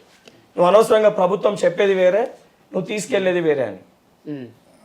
సో ఆ స్పష్టత ఉంది. సరే సమస్య సరే కంప్లీట్గా ఇప్పుడు మీరు అన్నారు కాబట్టి మీరు అనుభవించింది కాబట్టి మీకు తెలిసింది. సో అటువంటి సమస్యలు ఏమున్నా కూడా 100% ఇమీడియట్గా మీకు ఎక్కడికక్కడ హెల్ప్ లైన్ నెంబర్స్ ఉన్నాయి. ఇది ఉంది, ఇది పరిస్థితి అంటే 100% రెక్టిఫై చేసుకుంటాము. మేము చెయ్యము, మేము చేసేదే కరెక్ట్ అని కూడా మేము ఎక్కడ అంటలేము. ఏ సమస్యల్ని చెప్పినా స్వాగతించే గుణము ఇది ప్రజాప్రభుత్వం కాంగ్రెస్ పార్టీకి ఉంది. మీరు తిట్టినా ఓట్లేసి గెలిపించేది మమ్మల్ని తిట్టినా ప్రజలే తిట్టాలి. ప్రతిపక్ష పార్టీ దొంగలు తిడితే పడము. ప్రజలు తిట్టి ప్రజలు ఏదైనా కోరుకుంటే తప్పనిసరిగా వాళ్ళకి మేము జవాబుదారీతనము. మా ప్రతిపక్ష పార్టీ కృష్ణా జలాలకు సంబంధించి ఏంటి పంచాయతీ? ఇప్పుడు మేడిగడ్డ అన్నారము ఆ బ్యారేజ్ల పరిస్థితి ఏందో దానిపైన ఎంక్వైరీ చేస్తాము, లోపలేస్తామని చెప్పినాక కృష్ణా ట్రిబ్యునల్ ఇష్యూ అని చెప్పి కొత్తది తీసుకొచ్చి కేసీఆర్ గారికి ఇది అలవాటు. ఒక సమస్య పట్ల వారు ఎదుగుతున్నప్పుడు ఇష్యూని డైవర్ట్ చేయడానికి ఇంకొక అస్త్రాన్ని తెచ్చి తెరపైన పెడతారు. మీకు అదే చెప్తున్నా, చాలా స్పష్టంగా ఆంధ్రప్రదేశ్ వాళ్ళ అసెంబ్లీలోనే జగన్ గారే చెప్పారు, కేసీఆర్ గారి పుణ్యాన మనకి నీళ్లు వస్తున్నాయి, కేసీఆర్ గారే మాకు సహకరించారు అని చెప్పని ఆంధ్రప్రదేశ్ ముఖ్యమంత్రి గారే చెప్పారు. దాన్ని కూడా ఇప్పుడే ఇంకోటి, కేసీఆర్ గారికి నిజంగా అంత స్పష్టత ఉంటే, నిజంగా వారు తప్పు చేయలేదని చెప్పి భావిస్తే అసెంబ్లీ అనేది ప్రజలందరూ కూడా చూసేది. 9 రోజులు అసెంబ్లీ నడిచింది. నల్గొండకి ఇక్కడికి వెళ్ళి నల్గొండకి ఓనికి ఏదైతే బంజారాహిల్స్కి వెళ్ళి నల్గొండకి ఓనికి వారికి శాతనైంది తప్ప పక్కనే ఉన్న ఏదైతే 4 కిలోమీటర్లు ఉన్న అసెంబ్లీకి వచ్చి ఆడ కూర్చొని ప్రశ్నించలేకపోయారా? అంటే వారికి కూడా తెలుసు బయట కూడా అంటే దూషించగలుగుతాం, అవతల క్వశ్చన్లు అడగరు కదా అని చెప్పి. అసెంబ్లీలో అధ్యక్ష స్థానంలో స్పీకర్ గారు ఉంటారు, వారి ముందు నిలబడి మాట్లాడాలి, కూర్చొని మాట్లాడితే అంత బాగుండదు. మొన్న హరీష్ రావు గారి కామెంట్, నల్గొండ సభలో కూడా ఆయన కూర్చొని మాట్లాడాలి, చేరికి గౌరవం ఇవ్వాలి కాబట్టి కూర్చొని మాట్లాడితే ఒక విషయము. ఇప్పుడు ఫర్ ఎగ్జాంపుల్ ఎక్కడన్నా కూడా హ్యాండిక్యాప్ సంబంధించి ఎవరైతే 2 కాలు జైపాల్ రెడ్డి గారు కానీ ఇంకెవరు సరే XYZ ఎవరున్నా కూడా జైపాల్ రెడ్డి గారి గతంలో ఉన్నప్పుడు కూడా వారికి కాలు బాగాలేకపోతుండే, స్టిక్ పెట్టుకొని నిల్చొని మాట్లాడకపోతుండే అన్న. మాట్లాడాలనుకుంటే సమస్య పైన చర్చించాలనుకుంటే అనేకమైన దారులు ఉంటాయి. అసలు నేను మాట్లాడొద్దు సాకులు చెప్పాలనుకుంటే 100 అబద్ధాలు చెప్పొచ్చు. ఇది అదే పరిస్థితి. రేవంత్ రెడ్డి గారిని ఎదుర్కోలేక రాలేదంటారా? అరే ఇప్పుడు వాస్తవానికి ఇప్పుడు అది కనబడుతుంది కదా. ఇప్పుడు నల్గొండకు సంబంధించి పోయి అంతసేపు కూర్చోగలిగారు, ట్రావెల్ చేయగలిగారు. సరే ఇడికి వచ్చి నువ్వు మాట్లాడకపోయినా ఆడొచ్చి కూర్చొని నువ్వు ఎవిడెన్స్ తో పాటు సంబంధించి హరీష్ రావు గారితో మాట్లాడిచ్చేది ఉండే కదా. ఫిజికల్ గా వచ్చి కూర్చోగలుగుతాడు కదా, వచ్చేదే కూర్చోగలుగుతాడు. ఇది ప్రజాస్వామ్యము. అధికార పక్షం ఎంత అవసరమో ప్రతిపక్షం కూడా అంతే అవసరం. నువ్వు ఆడ కూర్చోను నేను రాను అనే ఒక స్వభావం మీకుంటే ప్రతిపక్ష నాయకుని ఇంకొన్ని కూర్చోబెట్టేది నేను చెప్తున్నాను. వెంకట్ గారు సమబుజ్జి లేరు, శాసనసభలో కేసీఆర్ ను ఢీకొట్టే మగాడు సమబుజ్జి మొగాళ్ళ గురించి మొనగాళ్ళ గురించి ఆల్రెడీ ఎలక్షన్ లో మేము ఎంతో చూపించినాం, రేవంత్ రెడ్డి గారు ఎంతో చూపించారు. ఇంకా కూడా ఓడిపోయినాక కూడా ఆ మొగాళ్ళు లేరు అదే అని చెప్పి మాట్లాడితే పార్లమెంట్ లో ఉన్నాయి కూడా పోతాయి. ఆల్రెడీ మేము ఎంతో ప్రూవ్ చేసుకున్నాక వాళ్ళకి సవాల్ ఇచ్చే అర్హత కూడా లేదు వాళ్ళకి మా పైన. ఓకే, మీరు సంతకాలు పెట్టేశారంట బోర్డుకు అప్పగించినట్టు. అరే చాలా స్పష్టంగా ఆధారాలు క్లియర్ గా మీటింగ్ అటెండ్ కాలే మా వాళ్ళు ఎవరు, రేవంత్ రెడ్డి గారు ఉత్తమ్ కుమార్ రెడ్డి గారు ఆ మీటింగ్ అటెండ్ కాలేదు. ఇంకోటి చాలా సూటిగా అంత క్లియర్ గా అసెంబ్లీలో ప్రొజెక్టర్ వేసి, ఇంకోటి అది కూడా కాకుండా మేము అక్కడ కూడా ఏడికి మేడిగడ్డ పోయినప్పుడు రమ్మని ఆహ్వానించినాం. MIM సోదరులు వచ్చారు, CPI సోదరులు వచ్చారు, CPM సోదరులు వచ్చారు, ఇండిపెండెంట్ ఉన్న వ్యక్తులు కూడా వచ్చారు. వచ్చినప్పుడు నిజంగా వాస్తవాలు తప్పు జరిగినప్పుడు వచ్చి అక్కడనే ప్రశ్నించేది ఉండే కదా, అందరినీ వేదిక పైన కూర్చొని ఇచ్చినాం కదా. ఇంకోటి మేం చెప్పలే, రేవంత్ రెడ్డి గారు ఒక్కరు మాట్లాడలే. ఏదైతే సంబంధించిన స్టాఫ్ ఇంజనీర్స్ అసలు జరిగింది ఏంది ఏ రకంగా అంటే మీకు నాకు కూడా అంటే వాస్తవానికి ఇరిగేషన్ పైన నాకంత అవగాహన లేదు. అంటే నేను మేజర్ ఫైట్ చేసిన అసలు నాకు కూడా అక్కడ చూస్తే ఇట్లా పంపించాల్సిన నీళ్ళని ఇట్లా పంపించారు అని చెప్పాను. అదైతే తెలంగాణ ప్రజలందరికీ అర్థమైంది. ఇంకోటి ఆ బ్రిడ్జ్ కూలిపోయింది అయితే కరెక్టే కదా, కళ్ళకు కనబడుతుంది కదా, అది స్టార్ట్ చేసి ఎన్ని రోజులు అవుతుంది. ఇంకోటి దాన్ని ఎంత సింపుల్ గా తీసి పడేస్తారంటే 1-2 పిల్లర్లు కూల్తారు పెద్ద ప్రాబ్లమ్ అంటే ఎవరి సొమ్ము. ఓకే, ఇప్పుడు బ్రిడ్జ్ కూలిపోయి అంత ప్రాబ్లమే అంటే క్రాక్స్ వచ్చి పరిస్థితి ఏందో మనం చూసినాము. దాని తర్వాత అన్నారంది కూడా వాటర్ ఎట్లా కిందకి వెళ్ళి వస్తుంది చూసినాం. దాన్ని సింపుల్ గా అవును కూలింది అయితే ఏమవుతుంది అని చెప్పి మాట్లాడితే నిజంగా వాస్తవానికి ఆ డబ్బు ఎవరిది, ఆ సొమ్మంత ఎవరిది, ఎన్ని వేల కోట్లు ఖర్చు పెట్టారు, దాన్ని అంత సింపుల్ గా దాన్ని ఆన్సర్ చేస్తే ప్రజలు ఏమని భావిస్తారు? తప్పు కాదా? తప్పు చేసినప్పుడు దాన్ని కేసీఆర్ గారు అన్నారు అంగీకరించాలి. కాళేశ్వరం ప్రాజెక్ట్ అనేది చాలా పెద్ద ప్రాజెక్టు, ఏదో ఒక బ్యారేజ్ దగ్గర నెర్లు ఇచ్చింది. అసలు పైన ఏదైతే తల భాగం సంబంధించి తలనే ఒక తలకే రంధ్రం పడ్డప్పుడు వ్యక్తి తలపైన దెబ్బ తాకినప్పుడు ఉంటాడా పోతాడా? అయితే త్వరగా నివేదికలు తెప్పించుకుని దాన్ని సరిచేసే బాధ్యత వదిలేసి అది పూర్తిగా మళ్ళీ కూలిపోయేదాకా కాంగ్రెస్ ప్రభుత్వం ఒక వెయిట్ విషయం చేస్తుంది. అన్నా, ఒక బ్రిడ్జ్ కూలిపోయినప్పుడు నివేదిక తెప్పించుకొని కాదు, దాన్ని డిస్మాంటిల్ చేసినప్పుడు ఫస్ట్ వాటర్ తీయాలి, మొత్తం ఖాళీ చేయాలి. ఆ ప్రక్రియ మీరు చేయట్లేదంట కదా నిజాయితీగా? అరే చేస్తున్నామో చేస్తలేమో ఎంక్వైరీ ప్రాసెస్ అదేందో మాకు తెలుస్తుంది. అరే 60 రోజులు కాకముందే ఎందుకంత భయపడుతుండ్రు? అసలు ఎందుకు కూలిందో దానిపైన ఎంక్వైరీ కూడా చేయాలి కదా. కూలిందాన్ని మొత్తం చేసేసి ఎంక్వైరీ లేక ఏం లేక కేసీఆర్ గారికి క్లీన్ చేస్తే అప్పుడు నువ్వే అంటావు మీరు ఇద్దరు ఒకటి అయిపోయారు, కేసీఆర్ ని తప్పు చేసినా కూడా మీరు ములాఖాత్ అయిపోయారు, మీరు అది ఏంది అండర్స్టాండింగ్ ఉందన్నట్టు. ఎంక్వైరీ చేసి లోపలేస్తాం తప్పు చేస్తుందని మేమంటే వద్దు అని చెప్పి కేసీఆర్ గారిని ప్రొటెక్ట్ చేసినట్టు మాట్లాడతాం. రిపేర్లు చేస్తే సరిపోద్దా, లేదంటే దాన్ని పూర్తిగా కూల్చేసి కొత్తది కట్టాలా? అంటే ఆడ సంబంధించి 4 ఏవైతే 4 ఉన్నాయో 4 పిల్లర్స్ బ్యారేజెస్ ఏవైతే ఉన్నాయో ఆ గేట్స్ కి సంబంధించి ఆ 4ని ఆల్రెడీ మార్కింగ్ చేశారు, 4 or 5 మార్కింగ్ చేశారు. ఇంకోటి కట్టడం ఈజీ, డిస్మాంటిల్ చేసినప్పుడు పక్క వాటికి కూడా డ్యామేజ్ కాకుండా చేయాల్సి వస్తుంది, అది చాలా డెలికేట్ గా చేయాల్సి వస్తుంది. ఇంకోటి డ్యామేజ్ అయ్యే విధంగా కాంగ్రెస్ చూస్తుంది అనేది వాళ్ళ పాయింట్. దానంతా అది ఎట్లా డ్యామేజ్ అవుతుంది అన్న? నీళ్లు నింపితే గేట్లు ఓపెన్ చేస్తే డ్యామేజ్. ఇప్పుడు అది వాడుతూనే లేరు కదా, వాడనప్పుడు డ్యామేజ్ ఎట్లా అవుతుంది చెప్పండి? ఇప్పుడు వాడనప్పుడు ఎట్లా డ్యామేజ్ అవుతుంది చెప్పండి? అంటే అంతా ఏం లేకుండా గాలిపైన కట్టిరా వాళ్ళు మొత్తానికి, అంటే ఒప్పుకున్నట్టే కదా, అంటే వాళ్ళు ఒప్పుకున్నట్టే కదా. మరి అటువంటి పరిస్థితులలో ఇప్పుడు ఇంకోటి అందులో వాటర్ వచ్చినప్పుడు ఓపెన్ చేసినప్పుడు ఇంకా కొత్త కొత్త సమస్యలు వస్తాయి. ఆ రోజు అదేగా చెప్పింది. ఇప్పుడు అటువంటిది వచ్చి కంప్లీట్గా బ్లాస్ట్ అవుట్ అయింది అనుకోండి, ఎన్ని ఊర్లు మునిగిపోతాయి, ఎంతమంది ప్రజల ప్రాణాలు పోతాయి. ఆ రోజు ఏం మాట్లాడతారు వీళ్ళు? సో అటువంటి ఒక పరిస్థితి రావద్దని చెప్పి ముందు జాగ్రత్తతోటి ప్రజలకి ఎందుకు ఆ నీళ్లు రాలేకపోతున్నాయి, వీళ్ళు చేసిన తప్పిదం ఏంది అన్ని ప్రజలకి వివరించాల్సిన ఒక బాధ్యత మా పైన ఉంది. మేము మోనోపాలీగా ప్రజలకు చెప్పకుండా మా ఇష్టం ఉన్నట్టు చేసే ప్రభుత్వం కాదు ఇది. ఇది ప్రజలు కావాలని చెప్పని ఈ ప్రభుత్వం మాకు మేలు చేస్తుందని నమ్మి మాకు అవకాశం ఇచ్చిర్రు. సో అసలు ప్రజలకి వాస్తవాలు చెప్పాలి. ఒక దిక్కు అభివృద్ధి చేయడం ఎంత ఇంపార్టెంటో, అసలు తెలంగాణ ఈ అప్పులలో కూరుకుపోయి ఈ పరిస్థితి ఎవరి వల్ల వచ్చింది కూడా చెప్పాల్సిన బాధ్యత మా పైన ఉంది. అయితే విచారణ జరిపించే విషయంలో వెంకట్ గారు, ముఖ్యమంత్రి రేవంత్ రెడ్డి గారేమో మొత్తం కాళేశ్వరం ప్రాజెక్టు మీద విచారణ జరగాల్సిన అవసరం ఉందని చెప్పారు. ఉత్తమ్ కుమార్ రెడ్డి గారేమో మేడిగడ్డ మీద చేస్తే సరిపోద్ది అని అన్నారట. అధికారులకు ఆ రకమైన ఆదేశాలు ఇచ్చారట. ఏంటి ఈ 2 రకాల విరుద్ధ ప్రకటనలు ఏంటి? ఉత్తమ్ కుమార్ రెడ్డి గారు సంబంధించిన శాఖ మంత్రి గారు. అవును. సో సీఎం గారు ఏంటంటే మొత్తం కాళేశ్వరం ప్రాజెక్ట్ పైన వారికి అన్నారం ఇవన్నీ బ్యారేజ్ ప్రాబ్లమ్స్ ఉంటాయని చెప్పి కూడా వారి ఆలోచనతో చెప్పారు. కాబట్టి ఒకటే ఊలింది కదా, ఇది మొత్తం ప్రాసెస్ పెడితే ఇబ్బంది అవుతుంది అని చెప్పని మొదట ఉత్తమ్ కుమార్ రెడ్డి గారు కేవలం కాళేశ్వరం ప్రాజెక్ట్ అన్నారు. కానీ అది అయిన ఎగ్జాక్ట్ వారం రోజుల తర్వాత మనం అన్నారం దగ్గర నీళ్లు మళ్ళీ బయటకు వచ్చి అది కూడా డ్యామేజ్ అయ్యే పరిస్థితి వచ్చిందని చెప్పి వారు కూడా నిర్ణయించారు. ఈ రోజు ఉత్తమ్ కుమార్ రెడ్డి గారు కూడా కంప్లీట్గా కాళేశ్వరం ప్రాజెక్ట్ పైన చేయాలని ఇప్పుడు వచ్చారు. అంటే ఇనీషియల్గా లేట్ అవుతుందేమో, ఇమీడియట్గా ఫినిష్ చేయాలని ఆ శాఖ మంత్రి గారు కాబట్టి ఇమీడియట్గా రిజాల్వ్ చేసి ప్రజలకి అంటే వారిపైన ఉంటుంది కదా, అంటే మెయిన్ రెస్పాన్సిబిలిటీ. లాస్ట్ టైం ఆ ప్రభుత్వం ఏంటంటే ఏది ఉన్నా రాజు యువరాజు యువరాణి కోశాధికారి, కేసీఆర్ గారు కేటీఆర్ గారు కవిత హరీష్ రావు, ఇట్లా కాదు కదా, ఏ మంత్రి పైన రెస్పాన్సిబిలిటీ ఉంటుంది.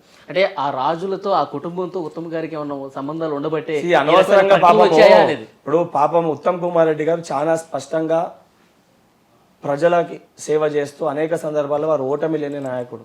వారి కాన్స్టిట్యున్సీలో కానీ ఎక్కడ కానీ అనేక మంది కూడా వారు ఎక్కడ కూడా వారు ఏదో చేయాలనే ఒక స్వార్థం. మొదట్లో నేను కూడా కాంగ్రెస్ పార్టీలో వచ్చినప్పుడు ఉత్తమ్ అన్న ఏంది ఇట్లుంటాడని అనిపిస్తుండే. కానీ వాస్తవానికి స్వార్థం లేకుండా ప్రజలకి సేవ చేయాలని ఒక సంకల్పంతో వారు ఉంటారు. వారు వాస్తవాలకు ప్రజలకు ఏదో మంచి చేద్దామని ఆలోచిస్తే మా మధ్యలో మా కొట్టాడలు పెట్టి అనవసరంగా ఇప్పుడు స్టేట్మెంట్స్ ఇచ్చినప్పుడు ఒక్కొక్కరికి ఒక్కొక్క ఒపీనియన్ ఉంటుంది అన్న. ఇది స్వాతంత్ర అంటే ఎవరి వాళ్ళకి ఇండివిజువాలిటీ ఉంటుంది. వాళ్ళ ఒపీనియన్ వాళ్ళు చెప్పినప్పుడు ఒపీనియన్ చేసి ఈ ఒపీనియన్ ఇద్దరి మధ్యలో వైరం స్టార్ట్ అయింది, ఇద్దరి మధ్యలో ఏమైనా కొట్లాట ఉందా, అసలు ఇష్యూ ఏందో సబ్జెక్ట్ ఏందో అది చెప్పక అసలు ఇష్యూని డైవర్ట్ చేసి ఆ రకంగా చూపించడంలో ఇటువంటి పరిస్థితి వస్తుంది. కాంగ్రెస్ లో కొట్లాటం లేదు, అంత ప్రశాంతంగా 100%. అరే మా కుటుంబం అన్న, మా కుటుంబంలో అంతర్గత పంచాయతీలు మాకేమన్నా ఉంటే 4 గోడల మధ్యలో మేము చేర్చుకుంటాము. 10 సంవత్సరాలుగా నేనే ఉంటా అని చెప్పి రేవంత్ రెడ్డి గారు ప్రకటన చేశారు. దీని మీద తప్పేముంది? దీని మీద అసంతృప్తి ఉందా? తప్పేముంది? ఈ నాయకులు ఏమైనా అసంతృప్తి? తప్పేముంది? కాంగ్రెస్ పార్టీ వ్యక్తే ముఖ్యమంత్రి ఉంది, ఆయన ప్రకటన చేసుకోవచ్చు. కాంగ్రెస్ పార్టీ వ్యక్తే కదా. అరే ఇప్పుడు ఎవరికైనా చెప్పుకోవచ్చు అన్న, అదే వ్యక్తిగత స్వేచ్ఛ ఉండొద్దు అని ఇంకోళ్ళు కూడా చెప్తారు రేపు పొద్దున్న నేను అయితానని చెప్పని. కానీ ఎండ్ ఆఫ్ ది డే నిర్ణయించేది ఎవరు? అధిష్టానం. నేనదే అంటున్నా, అధిష్టానం కదా. అరే వారి వ్యక్తిగతము, వారికి కావాల్సింది వారు మీడియా ముఖంగా వారు వ్యక్తపరిచిండ్రు. మొన్న నల్గొండ సభలో అన్న కేసీఆర్ గారు పాలిచ్చే గేదెను వదిలేసి తన్నే దున్నపోతుని తెచ్చుకున్నారు అని ఒక పాలిచ్చే కామెంట్ గేదె చేశారు. కేసీఆర్ గారు పాలిచ్చే గేదె. మేడిగడ్డ చూసినాం కదా, పాలు ఇస్తుందో ఏమిస్తుందో తంతదో. మన ముందు కామెంట్స్ని example మీరు ఎలా ఉంది కదా. చూస్తారు? అదే అది కాకుండా వేరే ఎగ్జాంపుల్ ఏం చెప్తారు వెంకట్ గారు? ఎగ్జాంపుల్ చెప్పమనంటే ఏదైతే విద్యార్థుల కేజీ టు పీజీ ఉచిత విద్య అన్నారు ఇయ్యలే, అధికారం కోసం దళితుని ముఖ్యమంత్రి చేస్తా అన్నారు చేయలే. ఏదైతే రైతు ముఖ్యమంత్రి ఆయన ఎప్పుడో అన్న ఒక విషయం మీరు ఏమని అడిగారు, ఏమున్నాయని అన్నారు, మీరు ఏమున్నాయని అన్నారు. అంటే చెప్పింది చెప్పి రిపీట్ చేస్తుంటే అంటే ఇచ్చిన అంటే విద్యార్థులకు అన్యాయం చేస్తాడు కేజీ టు పీజీ ఇయ్యక, ఏదైతే యువకులకు ఉద్యోగాలు ఇవ్వక అన్యాయం చేస్తాడు, రైతులకు ఏకకాలంలో రుణమాఫీ చేయక అన్యాయం చేస్తారు, గిరిజనులకి పోడు భూములు ఇవ్వక అన్యాయం చేస్తారు, దళితులకు 3 ఎకరాలు ఇస్తా అని చెప్పి అన్యాయం చేస్తారు, మహిళలకి సంక్షేమ పథకాలు తీసుకొస్తా అంటే ప్రతి వర్గానికి ప్రతి కులానికి మోసం చేసినా కూడా దాన్ని పదే పదే చెప్తే మీకు తప్పనిపిస్తుంది. నేను ఇది చేస్తా అది చేస్తా అని చెప్పి 2 సార్లు అధికారంలోకి రావడానికి తప్పుడు వాగ్దానం చేసిన కేసీఆర్ గారు కరెక్ట్ అనిపిస్తారు. అంటే ఇది ఎక్కడ న్యాయం అన్నా? సరే, దళిత బంధు విషయంలో ఏం చెప్తారు? మీరు కంటిన్యూ చేస్తారా లేదా? దళిత బంధు దాంట్లో కూడా కొన్ని ప్రాబ్లమ్స్ ఉన్నాయి. ఇప్పుడు దానికి సంబంధించి ఎడ్యుకేషన్ సెక్టర్లో దాన్ని ఉపయోగించుకునే పరిస్థితి లేదు. అంటే ఇది నా వ్యక్తిగతం చెప్తున్నా. ఓకే, ఇప్పుడు మనం ఒక స్కీమ్ని తెచ్చినప్పుడు ఏంటంటే మా దళిత సోదరులని ముందుకు తీసుకురావాలి, ఆ కులాన్ని ముందుకు తీసుకురావాలని చెప్పి ఆ స్కీమ్ని ఇంప్లిమెంట్ చేశారు. సో నిజంగా ఎవరినన్నా ముందుకు తీసుకురావాలంటే ఉదాహరణకి ఒక వ్యక్తి ఇంజనీరింగ్ వరకు చదువుకుంటాడు, అప్పో సప్పో చేసి ఉన్నదంతా అమ్మి ఇంజనీరింగ్ దాకా చదువుకుంటాడు. అటువంటి వ్యక్తికి ఒక 10 సంవత్సరాలు 10 లక్షల రూపాయలు బయట దేశానికి వెళ్ళి పై చదువులు చదువుకోవడానికి ఉపయోగిస్తే ఆ మొత్తం వీధి ఆ కుటుంబం బాగుపడుతుంది. కానీ ఈ రోజు ఏముంది ఆ స్కీమ్లో, అసలు వ్యక్తికి మళ్ళీ ఒక 10 లక్షలు పెట్టి ఒక కారు కొనిచ్చి మళ్ళీ డ్రైవర్ లెక్క తోలుకో అని చెప్తారు. నా ఒపీనియన్ అయితే ఆ వ్యక్తికి 10 లక్షలు బయట దేశాలకి పోయి చదువుకుంటే ఆ వ్యక్తిని చూసి మరికొంతమంది బయట దేశాలకు పోతారు, ఆ వీధి అభివృద్ధి చెందుతుంది, ఆ ఏదైతే సంబంధించి మా దళిత సోదరులు అభివృద్ధి చెందుతారనే దళిత ఉద్దేశంతో. కుటుంబాల్లో గురించి చెప్తున్నారా లేదంటే ఓవరాల్ గా చెప్తున్నారు మీరు? మీరు దళిత బంధుని అసొంటి స్కీమ్స్ లో కూడా పెట్టాలి, దానిపైన కొంచెం ప్రక్షాళన చేసే పరిస్థితి ఉంది కాబట్టి అవన్నిటిని రివాంప్ చేసి ఆ స్కీమ్ అంటే దళిత బంధు నిధుల్ని ఆ కుటుంబాల్లో ఉన్న వ్యక్తి చదువుకోవడానికి మాత్రమే ఉపయోగించాలి. ఉపయోగిస్తే బాగుపడుతుంది. ఎండ్ ఆఫ్ ది డే తీసుకురా. ఇప్పుడు అంత కష్టపడి అంత చదువుకొని వాళ్ళ కుటుంబం ఎందుకు చదివించింది? బయట దేశానికి నిజంగానే ఒక 10 లక్షలు ఏదో సంబంధించి ప్యాకేజ్, యాన్యువల్ ప్యాకేజ్ 15 లక్షలు సంపాదిస్తాడని మళ్ళీ తీసుకొచ్చి నువ్వు కారు కొనిచ్చి మళ్ళీ డ్రైవర్ చేస్తా అంటే ఎట్లన్నా? అంటే వాళ్ళు బాగుపడొద్దా? అది కేసీఆర్ గారి ధోరణి. ఏదైతే సంబంధించి ఎవడెక్కడ ఉన్నాడో అక్కడే ఉండాలి, నేను దొరలెక్కనే ఉండాలని చెప్పాను. కానీ కాంగ్రెస్ పార్టీ ధోరణి అది కాదు. ఏదైతే సంబంధించి ప్రతి కులం కూడా ముందుకు రావాలి, అభివృద్ధి పదంలో ఉండాలి, అందరూ సమానంగా ఉండాలని ఒక ధోరణి. అంటే మీరు కుటుంబంలో కలిసి ఉంటున్నారు అంటున్నారు, కానీ మీకు ఎమ్మెల్సీ వచ్చిందని మీ సొంత పార్టీ ఇదిగోండి, నాకు తెలిసి అయితే బల్మూరి వెంకట్ ఎమ్మెల్సీ వచ్చినాక ఎక్కడ కూడా ఎవరు కూడా దీనిపైన నెగిటివ్ కమెంట్ చేయలేదు. ఎక్కడ కూడా ఆన్ రికార్డ్ చెప్తున్నాను, ఈ రోజు అటు వరకు ఎవరు కూడా చెప్పలేదు. సరే, ఇంకోటి, ప్రతి ఒక్కరు కూడా వ్యక్తిగతంగా ఒకరిపైన ఒకరికి ఇష్టం ఉంటుంది, ఇష్టం ఉంటుంది. అందరు కూడా 100% ఎవరిని కూడా సాటిస్ఫై చేయలేదు. ఇక్కడ మీరు 7 ఉన్నారు, 5 నేను చెప్పే దాంతో ఏకీభవిస్తారు, 2 నేను చెప్పని దాంతో కరెక్ట్ కాదని చెప్పి భావిస్తారు. అదే రకంగా ఎవరికన్నా వ్యక్తిగతంగా నాతో ఎవరైనా తెలిసి తెలియక నేను ఏమైనా పొరపాటు చేస్తే ఆ వెంకట్కి ఎమ్మెల్సీ పదవి వచ్చేసింది ఇంకా మమ్మల్ని ఏమో చేస్తాడని ఒక ఆలోచనతో వారు రకంగా మాట్లాడుంటారు. కానీ అట్లా ఎవరైనా మాట్లాడినా కూడా అసలు వ్యక్తి ఇంటికి పోయి అన్నా మరి నా పైన ఎందుకు కోపం ఉందన్న అని చెప్పి నాకంటే పెద్దోడైతే కాలు మొక్కి ఆశీర్వాదం తీసుకుంటారు. మీరు ఇచ్చిన 6 గ్యారెంటీల మీద భారతీయ జనతా పార్టీ నాయకులు ఈటల రాజేందర్ గారు ఒక కామెంట్ చేశారు. అసలు కలలో కూడా ఎవరన్నా ఈటల రాజేందర్ గారు కలలో కూడా ఇవి పూర్తి చేయటం సాధ్యం కాదు ఏమంటారు? ఈటల రాజేందర్ గారు ఏదైతే సంబంధించి కేసీఆర్ గారిని అంచేస్తాడు, ముక్కు నేలకు రాస్తాడు అది అని చెప్పి భావించి నాసంటి విద్యార్థి నాయకుని పక్కన పెట్టి అంత డబ్బు ఖర్చు పెట్టినా ప్రజలు గెలిపించారు. దాని తర్వాత ఈటల రాజేందర్ గారు చేసిన పనికి ఆయన మాట్లాడేటి కరెక్టో కాదో మా హుజరాబాద్ ప్రజలే గుణపాఠం చెప్పారు. ఈ రోజు ఈటల రాజేందర్ గారు బయటకు వచ్చి కేంద్రంలో ఉన్న మోడీ జపం చేసుకొని వారు మాట్లాడితే సరే, ఆయనకి ఏదో పదవి కావాలి, రాజ్యసభ కోసం కావాలంటే ఆయన ఏదో ఇంకా మాట్లాడకపోతే ఆయన దుకాణం నడవదు కాబట్టి వారు మాట్లాడుతున్నారు. దాన్ని కూడా మీరు వచ్చి నన్ను అడుగుతే ఎట్లా వాళ్ళన్నా? అంటే నేను రాజకీయాల నుంచి వదిలేసిపోతా, కాంగ్రెస్ 6 గ్యారెంటీలు అమలు చేస్తే అంటున్నారు. అరే, ఓడిపోతే నేను రాజకీయ సన్యాసం తీసుకుంటాను కూడా చెప్పిండు హుజరాబాద్లో, మరి తీసుకోవట్లేరు. ఓకే, సరే, ఇప్పుడు కొత్త బాధ్యతలు తీసుకున్నారు కదా, పాతబడ్డాయి కదా అని స్టూడెంట్ సమస్యలు పట్టించుకోవడం మానేస్తారా? ఇప్పుడు బహుశా నేను మాట్లాడిన 45 నిమిషాలలో మొదట 25 నిమిషాలు మొదట నేను మాట్లాడిందే విద్యార్థుల గురించి, నా యువకుల గురించి ఏం చేస్తామని చెప్పినాం. చాలా స్పష్టంగా మా క్లారిటీ ఉంది. ఏదైతే తెలంగాణ రాష్ట్రానికి వెన్నుముక్క అంటే ఏదైతే సంబంధించి 2 భుజాలు లెక్కేసుకుంటే ఒక దిక్కు రైతులు ఎంత important, at the same time విద్యార్థులు యువకులు కూడా అంతే ఇంపార్టెంట్. ఎందుకంటే రైతులు కష్టపడేది కూడా వాళ్ళ పిల్లల భవిష్యత్తుకు వస్తుంది. సో కాంగ్రెస్ పార్టీ తప్పనిసరిగా ఆ విజన్ తోటి ఉంది. కాకపోతే విద్యా వ్యవస్థని కంప్లీట్గా భ్రష్టు పట్టించేశారు గత ప్రభుత్వం. సో ఆ విద్యా వ్యవస్థని ప్రక్షాళన చేయాలి, ఇంకెవరికైనా ఇస్తే చిన్న చిన్న తప్పులు చేస్తే ఇబ్బంది అవుతుంది అని చెప్పి ముఖ్యమంత్రి గారు చిత్తశుద్ధితో ఆ విద్యాశాఖని వారి దగ్గర పెట్టుకొని వారే పర్సనల్ గా దాన్ని సూపర్వైజ్ చేస్తారు. అంటే విద్యా వ్యవస్థకి ఎంత ఇంపార్టెన్స్ ఇస్తుందో మీకు ఎన్ఎస్సీ అర్థమవుతుంది. అధ్యక్షుడిగా ఎక్కడ పోరాటం జరిగినా బల్మూరి వెంకట్ అక్కడ కనిపిస్తారు. ఈసారి విద్యార్థులు కావచ్చు, యువకులు కావచ్చు, నిరుద్యోగులు కావచ్చు, ఎక్కడ పోరాటం చేసినా బల్మూరి వెంకట్ అలాంటి పరిస్థితి వస్తే 100% బల్మూరి వెంకట్ ఆ పోరాటం చేసే వ్యక్తి. అధికార పార్టీలో ఉన్న ఎమ్మెల్సీగా అటువంటి మీకు అదే చెప్తున్నా. లాస్ట్ టైం ఏంటంటే నేను సమస్యలు చెప్పడానికి ఎవరన్నా కూడా మొదట రిప్రజెంటేషన్ ఇస్తాం.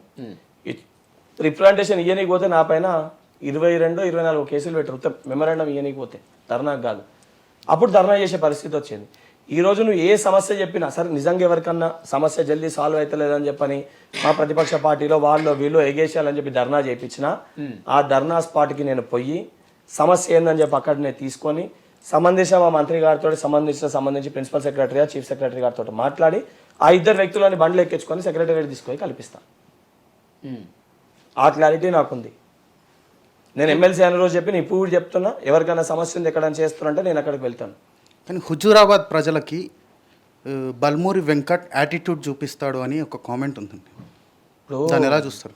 హుజూరాబాద్ ప్రజలకి నేను యాటిట్యూడ్ చూపిస్తా అని చెప్పారు. అసలు బల్మూరి వెంకట్కి యాటిట్యూడ్ అని చెప్పారు. బహుశా మీరు నాతోటి మీరు అప్పటికెళ్ళి మాట్లాడుతారు. అసలు యాటిట్యూడ్ గర్వం ఉండాల్సిన అవసరం అయితే నాకు లేదు. ఇంకోటి, హుజూరాబాద్ ప్రజలకి చాలా సాన్నిహిత్యంగా దగ్గరగా నేను ఉన్నాను. కాకపోతే హుజూరాబాద్ పరిస్థితులలో ఎలక్షన్స్ అయిపోయాక ఇప్పుడు కాంగ్రెస్ పార్టీలో ఒక సిస్టమ్ ఉంటుంది. పోటీ చేసిన అభ్యర్థి కూడా ఒక యువకుడు. ఈరోజు బల్మూరి వెంకట్ భాయ్ మరొక యువకుడిని పొడిచే విధంగానో ఎత్తి చూపే విధంగానో ఆయన ఇబ్బంది పెట్టే విధంగా పనిచేస్తే బల్మూరి వెంకట్ ఏదైతే ఏ కళతోటైతే రాజకీయాల్లోకి వచ్చినో నా లెక్క మరికొంతమంది యువత రాజకీయాలకు రావాలని నేను కోరుకున్నానో అసలు ఆ విజన్కి అర్థం ఉండదు. సో అటువంటి పరిస్థితులలో ఈ రోజు నాకు హుజూరాబాద్కి ఎవరు ఫోన్ చేసినా మొదట అక్కడ మాకు ఒక ప్రతినిధి ఉన్నాడు కాన్స్టిట్యున్సీకి. సో ఆ వ్యక్తితోటి మాట్లాడాలని చెప్పి నేను చెప్తున్నా. అది పార్టీ లైన్. అది ఇప్పుడు అంతటా నేనే ఉండాలి, అందరు నా దగ్గరికే రావాలనే ఉద్దేశం. అట్లా నేను ఆ వ్యక్తి దగ్గర పొండి అని చెప్తే ఎవరికన్నా దాని యాటిట్యూడ్ అని అనిపిస్తే అది సిస్టమ్. అది ఎమ్మెల్సీ పదవి వచ్చిన తర్వాతనే యాటిట్యూడ్ అనేది వచ్చింది అనేది కూడా ఉంది సార్. ఎమ్మెల్సీ కాదు, నేను ఎప్పుడైతే హుజూరాబాద్ ఎన్నికలు టికెట్ ఇంకో వ్యక్తికి అనౌన్స్ అయినాక ఆ రోజు నా హుజూరాబాద్ ఉన్న ఆఫీసర్స్ తీసేసినాను. ఆడున్న ప్రజలకు సంబంధించి ఎక్కడ కూడా నేను పోయినా కూడా ఫస్ట్ ఆడ మా క్యాండిడేట్ ఇంటికి వెళ్ళి దాని తర్వాత, ఎందుకంటే ఇది పార్టీ సిస్టమ్. ఇప్పుడు మనం ఆ సిస్టమ్ ఫాలో కాకపోతే మనం ఇంకొక వ్యక్తిని తొక్కాలి. ఎందుకంటే ఆల్రెడీ పూర్వం ఏంటంటే రాజకీయ పార్టీలలో వ్యక్తిగత విమర్శలు, కొట్లాటలు మీరే అన్నారు కలిసిమెలిసి ఉండరు అని చెప్పని. నెక్స్ట్ జనరేషన్ కూడా ఎవరో ఒకరు ఇనిషియేటివ్ తీసుకోవాలి. అంటే కలుపుకొని వెళ్ళి అందరు కలిసి ఉండే విధంగా ఇనిషియేటివ్ తీసుకోవాలి. సో ఆ ఇనిషియేటివ్లో భాగంగా నేను ఆ రకంగా ఒకరిద్దరితో ఎవరితో నేను మాట్లాడకపోతే వాళ్ళకి ఆ రకంగా భావించి ఉండొచ్చు తప్ప. వెంకట్ గారు, మొన్న నల్గొండ సభలో అంతే స్పీడ్తో మేము అధికారంలోకి వస్తామని కేసీఆర్ గారు అన్నారు. ఎంత స్పీడ్ తోటి అన్న? మీకేమన్నా భయం ఉందా? ఇప్పుడు మా ముఖ్యమంత్రి గారు 10 సంవత్సరాలు ముఖ్యమంత్రి లేకుంటా అని అన్నారు. నాసంటి వ్యక్తికి కూడా స్పష్టత ఉంది. ఇంకోటి, బీజేపీ తోటి కలిసి ప్రజాప్రభుత్వాన్ని కూలగొట్టాలనే ప్రయత్నంతో వారు ఆ రకమైన మాటలు మాట్లాడితే తెలంగాణ ఉద్యమాలు చేయడం ఏం కొత్త కాదు. తెలంగాణ పోరాటాల గడ్డ. ఇంకోటి, ఈ ప్రభుత్వం ఏర్పాటు చేసుకుంది 60% జనాభా ఉన్న యువ కులం. ఆ యువ కులానికి ఏదైతే వారు ఇచ్చిన డెసిషన్కి వ్యతిరేకంగా పోయి మా దగ్గర డబ్బు ఉంది అని ఒక డబ్బు మదంతో, కేంద్రంలో మేము అధికారంలో ఉన్నామని ఒక అధికార మదంతో తెలంగాణ ప్రజల జోలికి వస్తే వెంకటన్న కొంచెం మంచోడేమో కానన్నా నా ఏదైతే నా కులంలో ఉన్న నా యువకులు, అంటే మొత్తం తెలంగాణ రాష్ట్రంలో ఉన్న అతిపెద్ద కులం ఈ యువకులం అంతా. రాష్ట్రాల్లో ప్రభుత్వాలు మారిన మీకు అదే చెప్తున్నా. ఈ యువకులం ఒక్కసారి సంకల్పం తీసుకుందనుకో అధికారంలోకి వచ్చి కూడా ఇంటి బయటికి రాలేని పరిస్థితి ఉంటుంది. సరే, ఇప్పుడు స్టూడెంట్ లీడర్గా లాఠీ దెబ్బలు బాగానే తిన్నారు. మరి ఈ దెబ్బలు తిని మీరు ఎమ్మెల్సీ అయ్యారా, లేదంటే ప్రత్యర్థుల్ని దెబ్బ కొట్టి ఎమ్మెల్సీ అయ్యారా? ఎమ్మెల్సీ అనేది నన్ను ఎమ్మెల్యే కోటాలో నామినేట్ చేసారు. నిజంగా నా దగ్గర ప్రజలు ఎన్నుకోరు అంటే మీరు అడిగిన క్వశ్చన్కి నేను చెప్పొచ్చు. నేను దెబ్బలు తినాలని ఎవరు పోరు, సమస్యని పరిష్కరించడానికి వెళ్తాము. సమస్యలు పరిష్కరించడానికి వెళ్ళినప్పుడు దెబ్బలు తినాల్సి వస్తుంది. అవతల ఇంకోటి, ప్రత్యర్థులని ఎప్పుడైతే మేము ప్రజలకి వాస్తవాలు చెప్పి ప్రజల వ్యక్తిని ఓడించారంటే మేము నెగ్గినట్టే కదా. ఇప్పుడు మీ మీద 88 కేసులు ఉన్నాయి, అలాగే జైలుకు కూడా వెళ్ళారు. సో ఇవన్నిటి దాంట్లో మీరు అసలు ఏం నేర్చుకున్నారు? గుణపాఠం. అంటే ప్రజలు ఒక తీర్పు ఇచ్చినప్పుడు దాన్ని ఎవరన్నా అమలు చేయకపోతే మళ్ళీ ప్రజల గుణపాఠం ఎట్లా నేర్పుతారు అనేది నేర్చుకున్నాను. ఆ భయం, అది చూడడం వల్ల నాలో కూడా ఈరోజు ఒక భయం ఉంది. ఏమని, ఈరోజు నాకు ఒక పదవి ఇచ్చిర్రు, నా పదవిని నేను చక్కగా అమలు చేయకపోతే అవతలోనికి ఏదైతే గుణపాఠం ఎట్లయితే ప్రజలు చూపించారో రేపు పొద్దున బల్మూరి వెంకట్కి కూడా అసలు గుణపాఠం అసలు పరిస్థితి వస్తుందని ఆ భయం కూడా నాలో ఉంది. అన్న హుజురాబాద్లో గెలుపు రుచి చూడముందుకే పెద్దల సభకి వెళ్ళారు. మీరు గెలుపు రుచి నచ్చలేదా మీకు? గెలుపు అనేది కేవలము ఎలక్షన్స్లో గెలిస్తేనే గెలిచినట్టు అని చెప్పి భావిస్తే అది వ్యక్తిగత లాభం అవుతుంది. నేను కాంగ్రెస్ పార్టీ అధికారంలోకి వస్తే నేను గెలిచినట్టు అని చెప్పి భావించిన. ఎందుకంటే బల్మూరి వెంకట్ కేవలం నేను ఒక శాసనసభ్యుని అయితే నేను ఇచ్చిన హామీలు అమలు చేయలేను. ఇప్పుడు మా సోదరుడే హుజురాబాద్లో గెలిచిండు ఎమ్మెల్యే, మా పార్టీ అధికారంలోకి రాలే, నేను ఇచ్చిన హామీలను ఎట్లా అమలు చేస్తాను అంటుండు. సో నాకు కూడా స్పష్టత ఉండే అట్లా ప్రజలకి ఫేక్ ప్రామిసెస్ ఇవ్వద్దు, కాంగ్రెస్ పార్టీ అధికారంలోకి వస్తేనే మేము ఇచ్చిన హామీలను అమలు చేయగలుగుతామని చెప్పి నేను భావించిన. కాంగ్రెస్ పార్టీ గెలిస్తే కాంగ్రెస్ పార్టీలో ఒక కార్యకర్త నేను కాబట్టి నేను కూడా ప్రత్యక్షంగా బల్మూరి వెంకట్ను చూసి మీ నియోజకవర్గ ప్రజలు మీకు ఓటేసి గెలిపిస్తే ఆ మజా వేరు కదా అన్నా. నేను నాకు 30 సంవత్సరాలు, ఇంకా 30 సంవత్సరాలు అయితే ఉంటాయి సార్. 60 yearsకి నా క్లారిటీ 60 yearsకి ఇచ్చి పెడతా. 30 సంవత్సరాలలో తప్పనిసరిగా ప్రజాక్షేత్రంలో పోటీ చేస్తా. నా పార్టీ అవకాశం ఇస్తే తప్పనిసరిగా పోటీ చేస్తా. 100% పోటీ చేసినప్పుడు ప్రజల ఆశీర్వాదంతో గెలిచి వస్తా. రేవంత్ రెడ్డి గారు చెప్పారు ఒక వారం రోజుల్లో 500 రూపాయలకి గ్యాస్ సిలిండరు, ఆ తర్వాత 200 ఉచిత కరెంటు, 200 యూనిట్లు. ఏ పథకమైనా అమలు కావాలంటే తెల్ల రేషన్ కార్డు ఉన్న వాళ్ళకి ఒక నిబంధన పెట్టారు. ముందు ఇవ్వాల్సింది రేషన్ కార్డులు కదా. ఇప్పుడు ఆ ప్రాసెస్ రేషన్ కార్డులు మొత్తం అప్లికేషన్ ఇప్పుడు ఒక వారం రోజుల్లో పథకం అమలు అవుతుంది అంటున్నారు. అమలు అయినాక కూడా కొత్త రేషన్ కార్డులు వస్తే వాళ్ళకి ఆ పథకము అమలు కాదనుకుంటారా? ఇప్పుడు అమలు చేయకపోతే ఆ ప్రాసెస్ ఇప్పుడు ఒక ప్రాసెస్ అమలు చేయకపోతే కొన్ని నెలలు కదా సార్. ఇప్పుడు మేము ఎలక్షన్స్ లోపల ఇప్పుడు రేషన్ కార్డులు మొత్తం ఇవ్వాలంటే వాళ్ళు డేటా సబ్మిట్ చేసారు. అసలు నిజంగా వాళ్ళు బీపీఎల్ లోపల ఉన్నారా, వాళ్ళ క్రాస్ చెక్ చేయన్నా చేయొద్దా? 4 కోట్ల ప్రజల్లో నాకు తెలిసి దాదాపు 1 కోటి అప్లికేషన్స్ ఏమో వచ్చినాయి, అన్ని కలిపి 1,80,00,000 అప్లికేషన్స్ వచ్చినాయి. ఇప్పుడు అన్ని సమస్యల్ని సాగ్రిగేట్ చేసి సార్ట్అవుట్ చేయడానికి సమయం ఓవర్ నైట్ అయితే ఇష్యూస్ రిజాల్వ్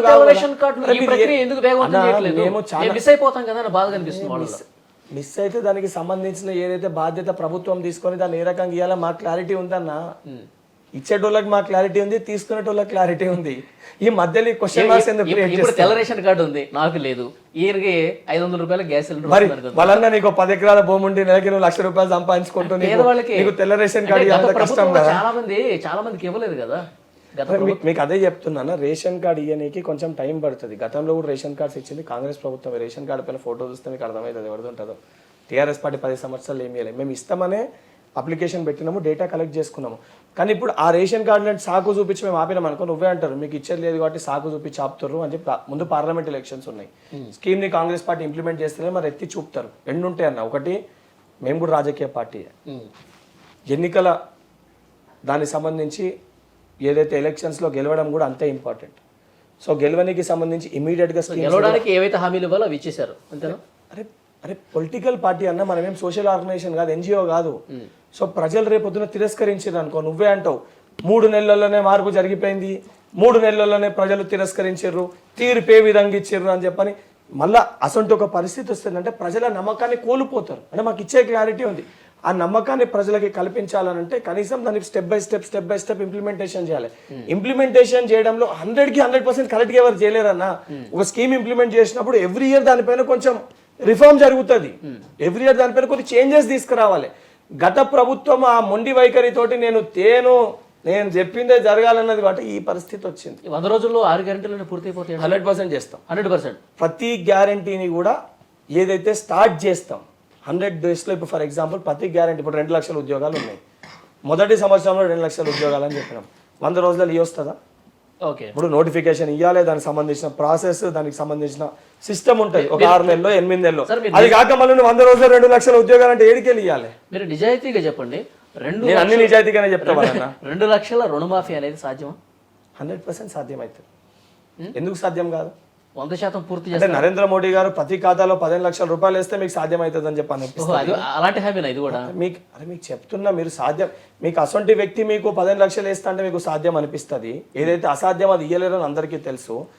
ఏదైతే సంబంధించి రైతులకి 2 లక్షల రూపాయలు రుణమాఫీ చేస్తామని చెప్పి గతంలో కాంగ్రెస్ ప్రభుత్వం ఉన్నప్పుడు రాజశేఖర రెడ్డి గారు ₹1,00,000 రుణమాఫీ చేయలే. ఆ రోజు ఉన్న రిసోర్సెస్ కి ఆ రోజు రిసోర్సెస్ ఎంత తక్కువ ఉన్నాయి, ఈ రోజు రిసోర్సెస్ ఎంత పెరిగినాయి. ఆ రోజు బడ్జెట్ ఖజానా అంతా ఏం లేదు, రేవంత్ రెడ్డి గారే చెప్పారు ఖజానా మొత్తం ఖాళీ కుండలు పెట్టి వెళ్ళారు, మాకేం లేదని చెప్పి. వాస్తవానికి ఖజానా ఖాళీ పెట్టిర్రు మేము చేయలేమనేది ఎక్కడ చెప్పలే కదా. ఖజానా ఖాళీ పెట్టినా మేము చేస్తున్నాం అంటే మా సంకల్పం ఎంత గట్టిగా ఉందో చూపివ్వాలనుకుంటున్నాం. లేకపోతే ఇప్పుడు మొన్న కదా కవిత గారు మాట్లాడినట్టు మేము తెచ్చినాము సర్ప్లస్ బడ్జెట్ ఉంది కాబట్టి పైసలు ఉన్నాయి కాబట్టి అమలు చేస్తున్నా అట్లా మాట్లాడతారు. సో ఏమీ లేవురా నాయనా అని చెప్పి చూపిస్తూనే అమలు చేస్తే చూపిస్తారా ఇట్లా ఉంది కాబట్టి చేయలేకపోయాం అని చెప్పదు. 60 రోజులలోనే 60 రోజులు అది మీకు ఏమంటున్నా 60 డేస్లనే ఈ రకంగా మాట్లాడితే ఇంకా చాలా చూసేది ఉంది అన్న. అధికారం రాకముందుకి డిసెంబర్ 9న ప్రమాణ స్వీకారం అయిపోయిన వెంటనే 9వ తారీఖు రుణమాఫీ అవుతుందని చెప్పిండు రేవంత్ రెడ్డి గారు. దాని మీద మీరు ఇప్పుడు రుణమాఫీ చేస్తే వెంటనే అని చెప్పిండు కదా, మేము డిసెంబర్ 9న ప్రమాణ స్వీకారం అయిపోగానే నెక్స్ట్ డే ఎమ్మటే మీ ఖాతాలో పడతాయి అని చెప్పేసి అన్నాడు.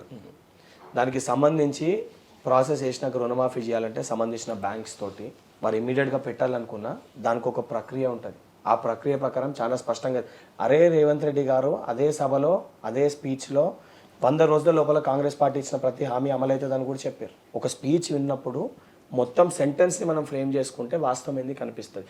తప్పునెత్తి చూపించాలంటే ఏదైనా తీసుకోవచ్చు అన్న, కట్ కాపీ పేస్ట్ చేసి ఈరోజు టెక్నాలజీ పెరిగింది, ఏదైనా చూపించగలుగుతాం. అది కాదన్న, ఇప్పుడు 6 గ్యారెంటీలు అని చెప్పేసి అన్ని ఫామ్లు తీసుకుంటారు కదా. ఇప్పుడున్న జనరేషన్ మొత్తం డిజిటల్ కదా. ఇప్పుడు మీరు ఫామ్స్ నింపి ఇది ఏ district? Nalgonda district. For example ఇప్పుడు ఆసిఫాబాద్ జిల్లా పోయినాం అనుకో, అక్కడ ప్రాపర్ ఇంటర్నెట్ ఫెసిలిటీ లేదు. ఈ రోజుల్లో ఎవరన్నా స్మార్ట్ ఫోన్ వాడండి, అందరు స్మార్ట్ ఫోన్ వాడుతుంటారు, అందరు డిజిటల్ అయిపోయింది కదా. ఏదైనా మీ సేవ దగ్గర పోయి అప్లై నీకు ఏమంటున్నా, నువ్వు నల్గొండ నేను కరీంనగర్ కాబట్టి మనకి తెలియదు.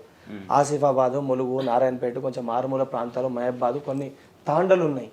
ఆ తాండలు ఇప్పటి వరకు కొన్ని జాగాలలో కనీసం ఇంటర్నెట్ నెట్వర్క్ రాదు, ఫోన్ది 1 పుల్లలో 2 పుల్లలో వస్తుంది. అదే విధంగా పరిస్థితులలో మనం డిజిటల్ అని పెట్టినాం అనుకోండి, ఏదైతే సామాన్య పేద తరగతి విద్యార్థులకి ప్రజలకి స్కీమ్ అందుబాటులో రావద్దని చెప్పి మీరు డిజిటల్ పెట్టిరా అని అంటారు. మీకే స్టేట్ క్వశ్చన్ అడుగుతున్నా, ఏదైతే నిరుద్యోగులకు సంబంధించి మొత్తం కూడా ఆన్లైన్ ఎగ్జామ్స్ పెట్టాలనుకుంటున్నాం. ఎందుకంటే ఫుల్ ట్రాన్స్పరెన్సీ ఉంటుంది, ఎక్కడ కూడా పేపర్ లీకేజ్ అయ్యే పరిస్థితి ఉంటుంది. యాక్సెప్ట్ చేస్తారా? యువకులు దాన్ని యాక్సెప్ట్ చేస్తారా?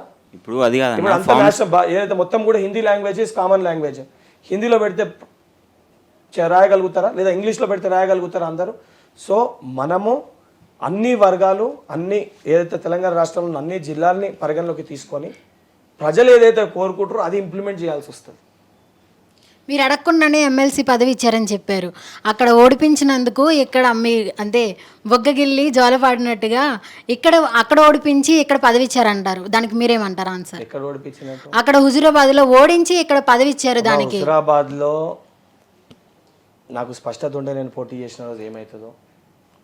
ఓడిపోతారని తెలిసే మీరు పోటీ చేశారా? హుజూరాబాద్ ఎన్నికల్లో లేదు నేను పక్కా గెలవనికే పోటీ చేస్తున్నా అని చెప్పి మనం మాట్లాడినప్పుడు ప్రజలకి భరోసా అయ్యానికి, కార్యకర్తలకు భరోసా అయ్యానికి మనం చెప్పాల్సిన పరిస్థితి ఉంటుంది. ఆ రోజు నేనే చెప్పిన, ఎందుకనంటే నాయకుడు ఎవరైతే పోటీ చేస్తుండో నేనే ఓడిపోతా అంటే కార్యకర్త ఆ ధైర్యాన్ని కోల్పోతాడు. కాబట్టి హుజూరాబాద్ పరిస్థితులు ఏందో మనందరికీ తెలుసు. హుజూరాబాద్లో దాని అనేక సందర్భాల్లో, కానీ హుజూరాబాద్ ఎన్నికల్లో బల్మూరి వెంకట్ అనే వ్యక్తి పోటీ చేసిండు కాబట్టి నా బలమేంది, నా బలగమేంది, అంటే నాకున్న యువకుల సపోర్ట్ ఏంది అనేది కనబడ్డది.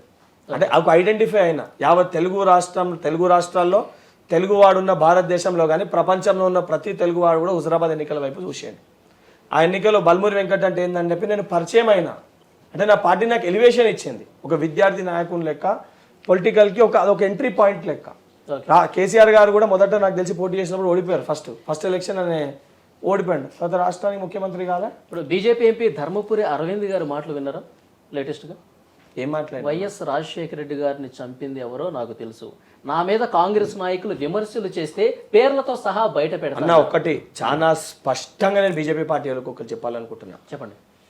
ప్రజలకి మీరు ఏమి అందించాలనుకుంటున్నారో, ఏమి అందించిర్రో దానిపైన రాజకీయాలు చేయండి తప్ప సెంటిమెంట్ని, ఎమోషన్స్ని అడ్డు పెట్టుకొని ప్రజలకి ఏదైతే అందిస్తాన్న స్కీమ్స్ని అందించకుండా ప్రజలని మిస్గైడ్ చేసి రాజకీయ లబ్ధి పొందాలనుకుంటే తాత్కాలికంగా ప్రజలు గెలిపిస్తారేమో, కానీ ఒక్కసారి ప్రజలకి ఇది క్లారిటీ వచ్చిందని అనుకోండి, దాని తర్వాత పరిస్థితులు చాలా తీవ్రంగా ఉంటాయి. ఎందుకంటే బీజేపీ పార్టీ వాళ్ళు నువ్వు ఇస్తాన్న స్కీమ్ల గురించి మాట్లాడావు, 2 కోట్ల ఉద్యోగాల గురించి మాట్లాడావు, నువ్వు చెప్పిన ఏవైతే ఇంప్లిమెంట్ చేస్తాన్న జన్ ధన్ ఖాతాలో 15 లక్షల గురించి మాట్లాడావు, వ్యక్తిగతంగా సంబంధించి సెంటిమెంట్ సంబంధించి ఎమోషన్ సంబంధించి మాట్లాడతారు. ఇది ఎంతవరకు కరెక్ట్? ఇది ఇప్పుడు వాస్తవానికి నీ దగ్గర ఆధారాలు ఉంటే ఆధారాలను సంబంధించి జ్యుడిషియల్ కానీ పోలీసు వాళ్ళకి నువ్వు సబ్మిట్ చేస్తలేవంటే అంటే నువ్వు దొంగవా? ఎవిడెన్స్ మన దగ్గర ఉండి మనం ఎవిడెన్స్ సబ్మిట్ చేస్తలేమంటే అది కూడా ఒక క్రైమ్. అధికారికంగా మీడియాలో ఆయన ఒక క్రిమినల్ అని ఆయనే ఒప్పుకున్నట్టు. అంటే ఆధారాలు ఉండి నేను బయట పెడతలేను అని అంటే ఆయన ఇచ్చి ఆయన ఒప్పుకున్నట్టే కదా. ఇప్పుడు ఆధారాలు ఉండి మనం సమర్పిస్తలేమో బయట పెడతలేమంటే దొంగతనమా కాదా? దొంగతనం ఎవరు చేసిండో అది తెలిసి కూడా చెప్పకపోతే మనం నేరస్తున్నామా కాదా? ఒక మర్డర్ జరిగినప్పుడు అక్కడ మనం ఉన్నప్పుడు మనల్ని ఇంక్లూడ్ చేస్తారా చేయరా?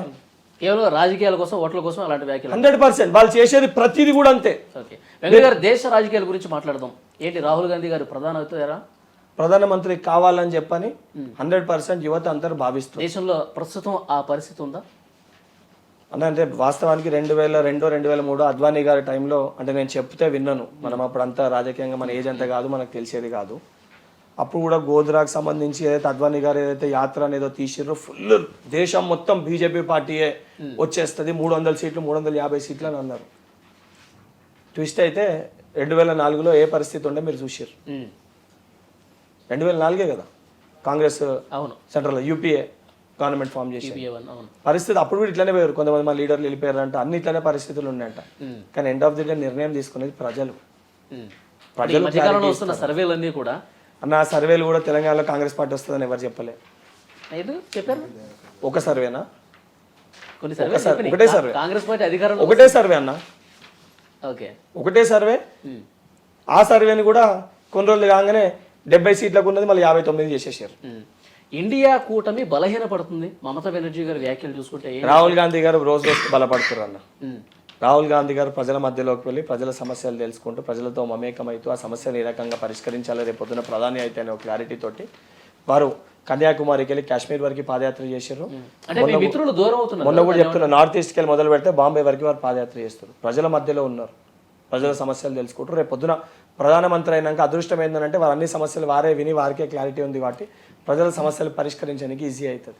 అంటే మీ మిత్రులే మీకు వ్యతిరేకంగా మాట్లాడాల్సిన పరిస్థితి ఎందుకు వస్తుంది అన్న? రాజకీయాల్లో శాశ్వత మిత్రులు ఉండరు, శాశ్వత నడిపించడంలో ఎందుకు విఫలమవుతుంది కాంగ్రెస్ పార్టీ? ఇప్పుడు సంబంధించి ఏదైతే నరేంద్ర మోడీ గారు వ్యవహరించే తీరు కానీ, వారు ప్రజా డబ్బుని ఏ రకంగా దుర్వినియోగం చేస్తారు దాని పట్ల కానీ, ఏదైతే భారతదేశ సంపదని కొంతమంది వ్యక్తులకి కట్టబెట్టడం పైన కానివ్వండి, ఎవరైతే కాంగ్రెస్ పార్టీ పక్షాన చేరాలనుకుంటారో ఇండియా అనే ఒక కూటమిని ఏర్పాటు చేసి అందరినీ కూడా రమ్మని చెప్పి స్వాగతించినాం. తర్వాత ఒకరిద్దరు వ్యక్తులు వాళ్ళ వ్యక్తిగత స్వార్థం కోసమో లేకపోతే వాళ్ళు భయపెడితే వీళ్ళు భయపడో పార్టీ మారినంత మటుకు మేము బలహీనపడ్డట్టు కాదు, మేము భయపడ్డట్టు కాదు. ఓకే, అధికారంలోకి వస్తారంటారు 100%. వెంకట గారు, ఇప్పుడు మనకి ఆరోగ్యశ్రీ 10 లక్షలు చేస్తారు కదా ఇక్కడ, అంటే కార్పొరేటర్ అయినా 10 లక్షలు చేస్తున్నారు. ఆరోగ్య ఒకటన్నా ఎల్ఓసికి సంబంధించి ప్రైవేట్ హాస్పిటల్స్కి ఇచ్చే పరిస్థితి లేదు. ఎందుకంటే లాస్ట్ టైం ఎల్ఓసి ప్రైవేట్ హాస్పిటల్స్కి ఇచ్చినప్పుడు ఏమైందనంటే ఆ స్కీమ్ని చాలా మిస్యూజ్ అయినాయి. అంటే 50,000 అయిన కాడ ఎట్లా ఎల్ఓసీ కదా అని చెప్పి ₹1,00,000 చూపించడము, 1,50,000 చూపించడం, ఆ రకంగా ఏంటంటే పబ్లిక్ అంటే end of the day public మనీయే కదా. సో ఈరోజు ఏంటంటే కేవలం నిమ్స్ పరిధిలో ఆ 10 lakhs ఇస్తారు. సో దానిపైన ఇంకేమైనా తీసుకొచ్చి మరికొన్ని హాస్పిటల్స్ డెవలప్ చేసి దాన్ని ఇంప్లిమెంట్ చేస్తారు. ఇంకోటి ₹10 లక్షల ఆరోగ్యశ్రీ ఆల్రెడీ ఎంతమంది యూజ్ చేసుకున్నారో కూడా డేటా కూడా ఉంది ఇప్పటికే లాస్ట్ 2 monthsలో. అది ఆరోగ్యశ్రీ ఇచ్చే బదులు ప్రతి నియోజకవర్గంలో ఒక కార్పొరేట్ తరహా గవర్నమెంట్ హాస్పిటల్ ఎందుకు కట్టలేకపోతున్నారు? ప్రతి నియోజకవర్గాల్లో కార్పొరేట్ హాస్పిటల్ అంటే కార్పొరేట్ తరాలో గవర్నమెంట్ హాస్పిటల్ నిర్మించాలంటే కొద్ది సమయం పడుతుంది. ఆ కొద్ది సమయంలో ప్రజలకు ఇబ్బంది కలగకుండా ఒక పథకం ఉండాలి ఇమీడియట్ రిలీఫ్ కోసం. దానికోసమే ఉంది ఆరోగ్యశ్రీ. చాలా స్పష్టంగా ఏదైతే వైద్య రంగంలో కూడా ప్రతి మండలంలో అంటే ప్రైమరీ హెల్త్ కేర్ సెంటర్స్ని ఏర్పాటు చేస్తూ ప్రతి నియోజకవర్గంలో 100 పడకల ఆసుపత్రి డెవలప్మెంట్ కోసం ఆల్రెడీ మా ఏదైతే సంబంధించి హెల్త్ మినిస్టర్ దామోదర్ రాజనరసింహ గారు ఆల్రెడీ వారి 5 జిల్లాల పర్యటన కూడా వారు పూర్తి చేసుకోరు. దీంట్లో ఎక్కడికక్కడ డెవలప్ చేశారు. మరికొన్ని నియోజకవర్గాల్లో పాలకుర్తి అట్లనే నారాయణపేట్ ఏదైతే మా యువ సోదరిమణులు 2 చెల్లెళ్ళు ఎక్కడైతే శాసన సభ్యురాలు లెక్క ఉన్నారో, ఎమ్మెల్యేలు లెక్క ఉన్నారో, వాళ్ళిద్దరు వాళ్ళ నియోజకవర్గాల్లో మా సొంత నిధుల్లోకి వెళ్ళి మేము హాస్పిటల్ కడతామని చెప్పి కూడా ముందుకు వచ్చారు. ఒక మార్పు కోసము కాంగ్రెస్ పార్టీ తాపత్రయపడుతుంది. ఇప్పుడు దాంట్లో కాంగ్రెస్ పార్టీని విమర్శించడం కంటే ఎక్కువ ఏ రకంగా కష్టపడుతుర్రు, ఏ రకంగా కాంగ్రెస్ పార్టీ కృషి చేస్తుంది, కాంగ్రెస్ పార్టీ విజన్ ఏంది అని లోతుగా అధ్యయనం దాన్ని పరిశీలించిన లోతుగా దాని గురించి కనుక్కుంటే అసలు మేము దేనికోసం కష్టపడుతుందనో క్లారిటీ వస్తుంది. అద్దంకి దయాకర్ గారికి ఇవ్వాల్సిన ఎమ్మెల్సీ పోస్ట్ మీకు ఇచ్చారు. అద్దంకి దయాకర్ గారి రెస్పాన్స్ ఎలా ఉందండి? దయాకర్ అన్నకి ఇచ్చే ఎమ్మెల్సీ పోస్ట్ నాకు ఇచ్చిర్రు అని చెప్పి ఎక్కడ మా పార్టీ వ్యక్తులు చెప్పిర్రా, లేకపోతే మా కేంద్ర నాయకత్వం చెప్పిందా, రాష్ట్ర నాయకత్వం చెప్పిందా? అది ఒక స్పెక్యులేషన్స్. దయాకర్ అన్నకు వస్తుంది, ఇంకోళ్ళకి వస్తుంది అని చెప్పి మీడియాలో ప్రచారం అయింది. దయాకర్ అన్న కూడా ఎక్కడ చెప్పలేదు, లేదా మా అధ్యక్షులు ఎక్కడ చెప్పలేదు, మా ఢిల్లీకి సంబంధించి మా ఆర్గనైజేషన్ ఇన్ఛార్జ్ గారు చెప్పలేదు అని స్పెక్యులేట్ చేసుకోర్రు. సరే, మీరు అన్నట్టు దయాకర్ అన్నకు సంబంధించిన ఆ పోస్ట్ నాకు వస్తే నాకు మొదట కాల్ చేసి కంగ్రాచులేట్ చెప్పి నన్ను స్వాగతించి తమ్ముడు నీ కష్టానికి ఫలితం లభించిందని చెప్పి నాకు ఏదైతే సంబంధించి నాకు ఫస్ట్ మాట్లాడిన వ్యక్తి మా దయాకర్ అన్న. 100% దయాకర్ అన్న కూడా మరొక సముచిత స్థానం, అంటే దీనికంటే పెద్ద స్థానం కాంగ్రెస్ పార్టీలో వస్తుందని ఒక నమ్మకం నాకుంది. ఆ రాణికి తప్పనిసరిగా బల్మూరి వెంకట్ ఒక పాత్ర కూడా పోషిస్తారు. ఏదైనా హామీ ఇచ్చారా? హామీ ఇచ్చే స్థాయి నాది కాదు. రేవంత్ రెడ్డి గారు అద్దంకి దయాకర్ గారికి ఏమైనా హామీ రేవంత్ రెడ్డి గారు హామీ ఇచ్చేది ఉంటే దయాకర్ అన్నకి ఇచ్చిన రేవంత్ రెడ్డి గారికి విన్న దయాకర్ అన్నకి తెలుస్తుంది. ఇయ్యండి దయాకర్ అన్న కానీ చెప్పే వ్యక్తిని నేను. హామీలు ఇచ్చే అంత స్థాయి నాది కాదు. హామీలు ఇచ్చే వ్యక్తుల దగ్గరికి పోయి ప్రశ్నించి ఏమి హామీ ఇచ్చినావు అని అడిగే అంత స్థాయి కూడా నాది కాదు. వెంకట్ గారు, ఆంధ్రప్రదేశ్ ఎన్నికల ప్రచారానికి రేవంత్ రెడ్డి గారు వెళ్తున్నారు కదా? భారతదేశంలో ప్రతి చోటికి వెళ్తారు. ఎక్కడ కాంగ్రెస్ పార్టీ ఉంటే అక్కడికి వెళ్తారు. కేవలం ఆంధ్రప్రదేశ్ రేవంత్ రెడ్డి గారిని ఈరోజు తెలంగాణలో వారు ఏదైతే వారు క్రౌడ్ పుల్లరు, వారు ఈరోజు హిందీలో కూడా మంచిగా స్పీచ్ చేయగలుగుతారు. అన్ని అంటే వారికి ఆ భాష పైన పట్టుంది. ఏదైతే బీజేపీ పార్టీ చేసిన తప్పిదాలపైన వారిని ప్రశ్నించగలుగుతారని చెప్పి ప్రజలు భావించినప్పుడు కాంగ్రెస్ పార్టీకి భారతదేశంలో ఎక్కడ ప్రచారం చేసే అవసరం ఉంటే రేవంత్ రెడ్డి గారు పోతారు. అన్న కొత్త ఏముంది, ఆ తప్పేముంది? టీఆర్ఎస్ పార్టీ నాయకులు ఆంధ్రప్రదేశ్ పోయారు అంటే అది తప్పు. వాళ్ళే పొంగలేదు, మేము పోతే తప్పేడికి అట్లా కాదు. రేవంత్ రెడ్డి గారి మనసులో జాతీయ పార్టీ రేవంత్ రెడ్డి గారి మనసులో చంద్రబాబు నాయుడు ఉన్నారు. తెలుగుదేశం పార్టీ కూటమి గెలవాలని చెప్పి ఆయన కోరుకున్నారు. ఇప్పుడు కానీ బలవంతంగా కాంగ్రెస్ పార్టీ తరఫున ప్రచారం చేయాలి. షర్మిల గారు గెలవాలని అక్కడ ప్రచారం చేయాలి. అంటే ఒకటి, ఇప్పుడు వ్యక్తిగతంగా ఒక్కొక్కరికి ఒక్కొక్క అభిప్రాయం ఉంటుంది. ఇప్పుడు నాకు వ్యక్తిగతంగా నాకు ఫిలిం స్టార్ నాకు పవన్ కళ్యాణ్ అంటే ఇష్టం, సినిమాల మట్టుకి. అసొంటిది ఇప్పుడు మీరు పవన్ కళ్యాణ్ అంటే ఇష్టం అని చెప్పిండు కాబట్టి వెంకట్ ఆంధ్రప్రదేశ్లో పవన్ కళ్యాణ్ గెలుపు కోసం కృషి పడ్డాడు అంటే నేను ఒక పార్టీని రిప్రజెంట్ చేస్తున్నా. నేను ఒక ఐడియాలజీ తోటి కాంగ్రెస్ పార్టీలో ఉన్నా. సో పార్టీ లైన్లో అక్కడ మా పార్టీకి సంబంధించిన నాయకురాలు ఎవరు వాళ్ళ కోసం ప్రచారం చేయాల్సి వస్తుంది. వ్యక్తిగత అభిప్రాయాలు ఎవరికి వారికి ఉంటాయి. వ్యక్తిగత అభిప్రాయాలు ఉండడంలో తప్పేం లేదు. కానీ ఎండ్ ఆఫ్ ది డే కృషి చేసేది 100% పార్టీ లైన్లో చేస్తారు. ఎందుకంటే మేము పార్టీ కార్యకర్తలము. వ్యక్తిగత అభిప్రాయాలు ఉండొద్దు అని అంటే ఇదేమన్నా ప్రజాస్వామ్యమా? స్వాతంత్రం తెచ్చిన పార్టీగా ప్రతి ఒక్క వ్యక్తికి ప్రజాస్వామ్యబద్ధంగా స్వాతంత్రం ఉండాలని కోరుకునే పార్టీ కాంగ్రెస్ పార్టీ. దానికోసమే స్వాతంత్రం కోసం పాటుపడ్డారు. తెలుగుదేశం పార్టీ గెలవాలని రేవంత్ రెడ్డి గారు ఎక్కడ చెప్పిరా? ఆర్థికంగా ఏమైనా సాయం చేసే రేవంత్ రెడ్డి గారు తెలుగుదేశం పార్టీ ఆంధ్రప్రదేశ్లో గెలవాలని ఎక్కడన్నా ఇంటర్వ్యూలో కానీ ఎక్కడన్నా వారు మాట్లాడినరా? మాట్లాడితే ఆ ప్రశ్నకి నేను సమాధానం చెప్తా. 100% అట్లా మాట్లాడితే నేను రేవంత్ రెడ్డి గారిని కూడా సీఎం గారు ఇట్లా మాట్లాడితే ఏంది అడుగుతా. జగన్ గారు గెలవటానికి ముఖ్యమంత్రిగా ఉన్నప్పుడు కేసీఆర్ గారు ఆర్థిక పరమైన సాయం కూడా చేశారు. కోట్ల రూపాయలు హైదరాబాద్ నుంచి ఆంధ్రప్రదేశ్. ఇది కరెక్ట్. ఇప్పుడు కరెక్ట్ పాయింట్కి వచ్చిన వాళ్ళిద్దరు ఆయన ఈయనే మొత్తం రాష్ట్రాలను నమ్ముకొని కుటుంబాన్ని పొట్ట నింపుకున్నామని ఒక సంకల్పంతో వాళ్ళు ఉండే కాబట్టి అదే రీతిలో రేవంత్ రెడ్డి గారు చంద్రబాబు గారు గెలవటానికి ఏ రకమైన సాయం చేయడానికి సిద్ధపడుతున్నారని ప్రచారం ఉంది. ఇప్పుడు అన్న ఒక విషయము, ఇప్పుడు నువ్వు ఒక స్కూల్కి వెళ్ళి పాస్ అయ్యి బయటకు వస్తావు. నీ స్కూల్ ప్రిన్సిపల్ ఏడన్నా కలుస్తాడు. కలిసినప్పుడు ఏం వల్లి గారు బాగున్నారా అని అడుగుతారు. రేవంత్ రెడ్డి గారు కూడా గతంలో టీడీపీ పార్టీలో ఉండే. ఎక్కడైనా చంద్రబాబు నాయుడు గారు కలిస్తే ఆ పార్టీ అధ్యక్షులు లేకుండే, ముఖ్యమంత్రి గారు లేకుండే కాబట్టి బాగున్నావు అని చెప్పి పలకరించుకుంటారు. అంటే గతంలో ఈ కల్చర్ ఉండే. రాజశేఖర రెడ్డి గారు ముఖ్యమంత్రి గారు ఉన్నప్పుడు చంద్రబాబు నాయుడు గారు వారింటికి పోతుండే, వీరు ఆ ఇంటికి పోతుండే. అప్పుడు ఎప్పుడు కూడా ఈ క్వశ్చన్ మార్క్స్ రేస్ కాలే. కలవంగానే పార్టీ మారుతుర్రు, పార్టీలో చేంజ్ అవుతుర్రు. ఈ దరిద్రం మనకి కేసీఆర్ ముఖ్యమంత్రి అయినాక ఎవరిని ఓడి కలిసినా కూడా మారుతాడు, వెళ్ళిపోతాడని చెప్పని ఆ సంబంధించిన వాళ్ళకు ఛానల్ పాడింది. ఆ ఛానల్లో దాన్ని వేసి టెలికాస్ట్ చేసి చేసి చేసి పెయింట్ రాసే ప్రయత్నం చేశారు. తెలంగాణ నోట్ల కట్టలు అట్లేమీ వెళ్ళే అవకాశం లేదంటారు. అయితే తెలంగాణలో ఇప్పుడు వ్యక్తిగతంగా ఏదైనా ఆర్థికంగా సహకరించాలన్నా పార్టీ మాకు సంబంధించిన ఏదైతే ఉందో అఫీషియల్గా దాన్ని ఫండ్స్ కేటాయించి వాళ్ళకి ఇబ్బంది అయితే ఎవరికైనా కావాలనుకుంటే మాకు తోచిన రీతిలో షర్మిల గారికి సంబంధించిన అక్కడికి ఇస్తాము. ఏది బేసిక్ ఏదైనా ఎక్స్పెండిచర్ ఏదైనా కావాలి, అది ఉపయోగపడుతుంది అంటే అందరి దగ్గరికి వెళ్ళి తీసుకొని ఇస్తాం. అంటే ప్రభుత్వాల పరంగా కూడా అటు చంద్రబాబు గారు ఉంటేనే బాగుంటుందని చెప్పి, అంటే ప్రభుత్వాల మధ్య సహకారం జగన్ గారు కేసీఆర్ గారు ఒకటి కాబట్టి మీకు ఒక విషయం అక్కడ జగన్ గారు ఉంటే మళ్ళీ ప్రభుత్వాల మధ్య ఇబ్బంది కదా. ప్రజలు కానీ మనం కూడా ఒక విషయం ఆలోచించాలి. ప్రాంతీయ పార్టీలు రాష్ట్రాలను ఏల్తే మనమే అంటాం భారతదేశం మొత్తం కలిసిమెలిసి ఉండాలని చెప్పి మనం అందరం కోరుకుంటాం యాజ్ అన్ ఇండియన్. ప్రాంతీయ పార్టీలు విన ఎక్కడికక్కడ అధికారంలోకి వస్తే రేపొద్దున ఈ ప్రాంతాల మధ్యలోనే బార్డర్లు ఏర్పడతాయి, కొట్టుకునే పరిస్థితి వస్తుంది.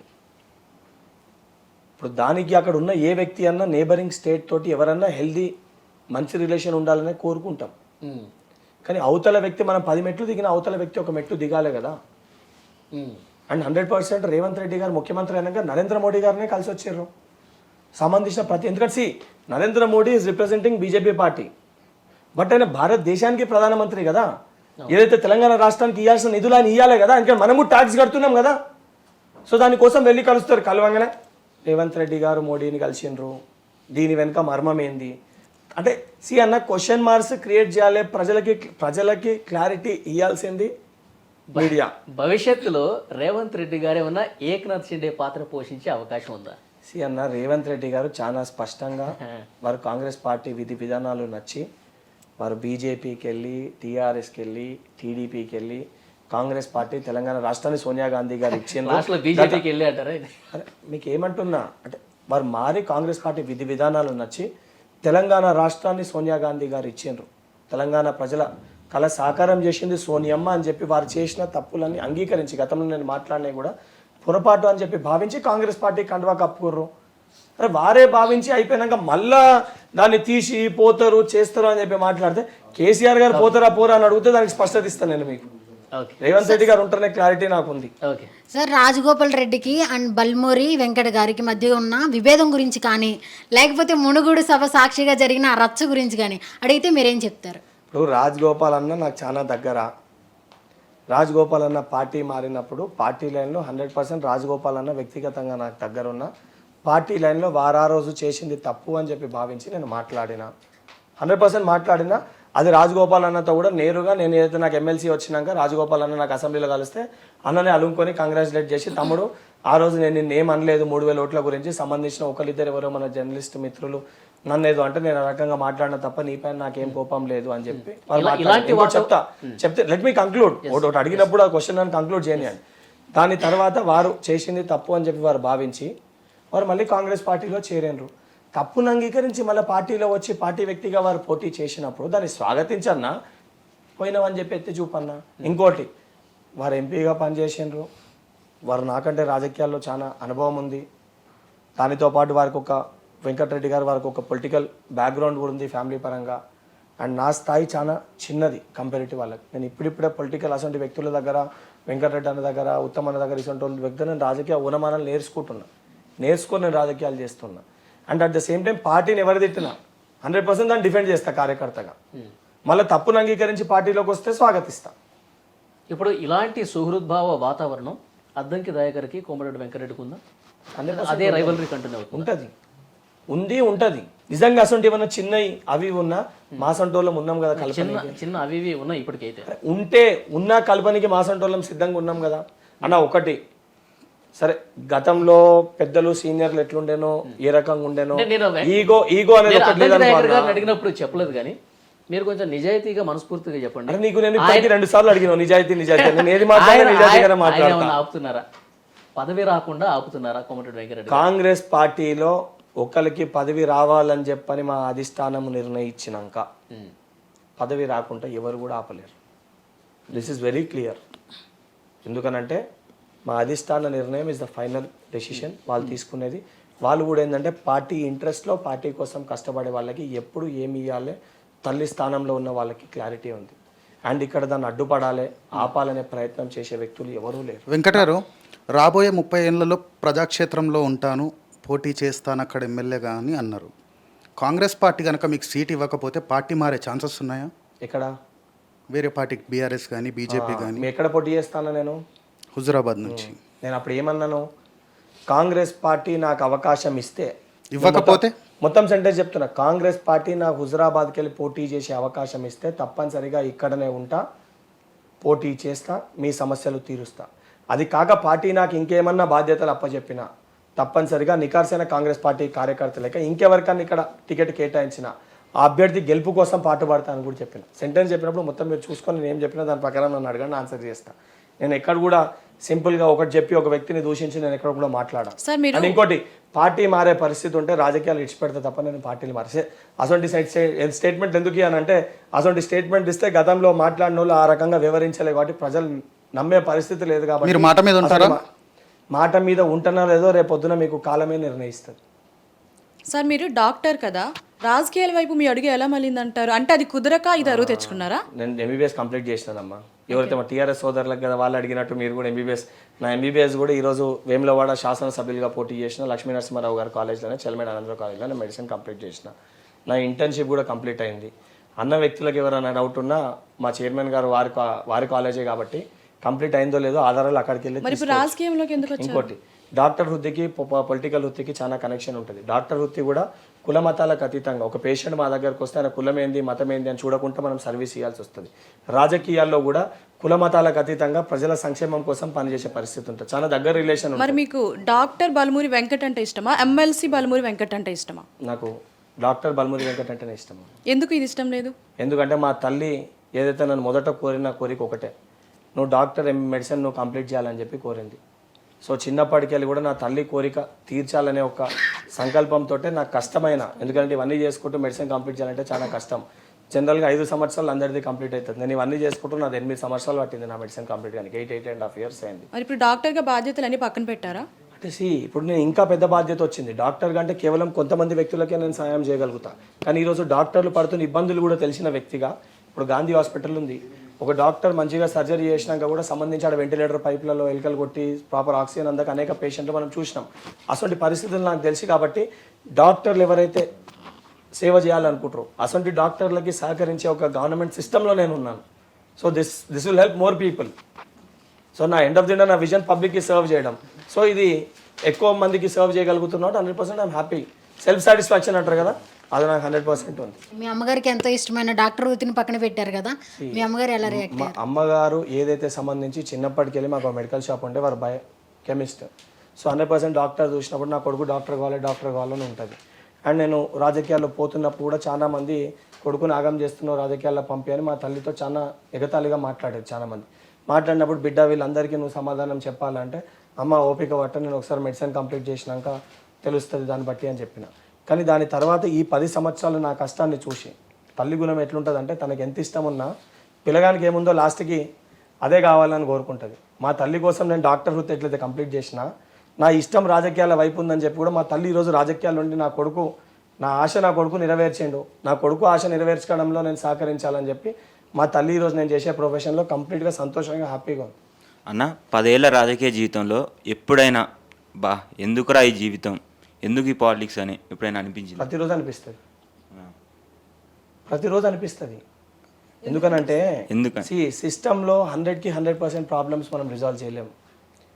మన సొంటోనికి ఎట్లా అనిపిస్తుంది అంటే ఒక సమస్య ఉంటే కంప్లీట్ ఇట్లా డాట్ లైన్ గీయాలని అనుకుంటాం, కానీ దాంట్లో అనేకమైన ఇబ్బందులు ఉంటాయి. అది చేయలేనప్పుడు ఒక వ్యక్తి ఒక 100 మందిలో ఒక 80 మందికి సహకరించి 20 మంది తిడతారు, అన్న నువ్వు మాట ఇచ్చినావు, నువ్వు ఈ సమస్యను పరిష్కరించలేదు. ఇప్పుడు మొన్ననే ఉదాహరణకి జియో 46 కానిస్టేబుల్ ఇష్యూ ఒకటి అయింది. నాకు చాలా తాపత్రయపడ్డాను, అరే పోయి ఆ ఇష్యూ రిజాల్వ్ చేయాలని చెప్పి సంబంధించి ముఖ్యమంత్రి గారితో మాట్లాడని చేసినాను. కాబట్టి ఆల్రెడీ సెలక్షన్ లిస్ట్ పెట్టారు. ఒకరికి న్యాయం చేస్తే ఇంకోరికి అన్యాయం జరుగుతుంది, ఇంకోరికి న్యాయం చేద్దామంటే ఇంకోరికి అన్యాయం జరుగుతుంది. సో అటువంటి పరిస్థితుల్లో ఏమనిపిస్తుంది, అరే ఏందిరా ఇది, ఎంత చేయాలనుకున్నా ఎంత కష్టపడ్డా కూడా మళ్ళీ ఆఖరికి తిట్లే వినాల్సి వస్తుందని 100% రాత్రి వండుకొని నెక్స్ట్ డే ఇది సైకిల్. మీకు రోజు ఇది కష్టం అనిపిస్తుంది కదా అన్న, ఎట్లాగూ ప్రజలకి న్యాయం మంచిగా చూడాలి, న్యాయం చేయాలి, అందరికీ మంచి చేయాలని వచ్చారు కదా, అదేదో డాక్టర్ చేసిరు కదా, అది కూడా మంచి సేవ చేసుకోవచ్చు కదా, అది కూడా ప్రజలకు సేవలే. అదే చెప్తున్నా, మన ఇండియన్ సిస్టంలో ప్రతిరోజు మీరు కష్టం అనిపిస్తుంది అని అన్నారు కాబట్టి కష్టం అనేది కష్టపడద్దు, యువకులము సంబంధించి మనమే కష్టపడద్దు, హ్యాపీగా ఉండాలనిపిస్తే ఏమి చేయకుండా ఉన్నది సంబంధించి అమ్ముకుంటూ తాపకింత అమ్ముకుంటూ తిని మంచిగా పంట సుఖంగా అనిపిస్తుంది అని చెప్పి కష్టపడకపోతే ఈ మనిషి పుట్టుగా మనం పుట్టి జీవితం ఎందుకు? బల్మూరి వెంకట్ గారు, మేము అడిగిన అన్ని ప్రశ్నలకు మంచిగా సమాధానం చెప్పారు. మీరు ఉక్కిరిబిక్కిరారా, నేను ఉక్కిరిబిక్కిరా? మీ విలువైన సమయం మాకు కేటాయించి బాగా పార్టిసిపేట్ చేశారు. Thank you. ఇది ఇవాల్టి మనంతో మన లీడర్. నెక్స్ట్ వీక్ మరో గెస్ట్తో కలుద్దాం. This is Wali. Keep watching మనం టీవీ. మనం ఉన్నది మన కోసం.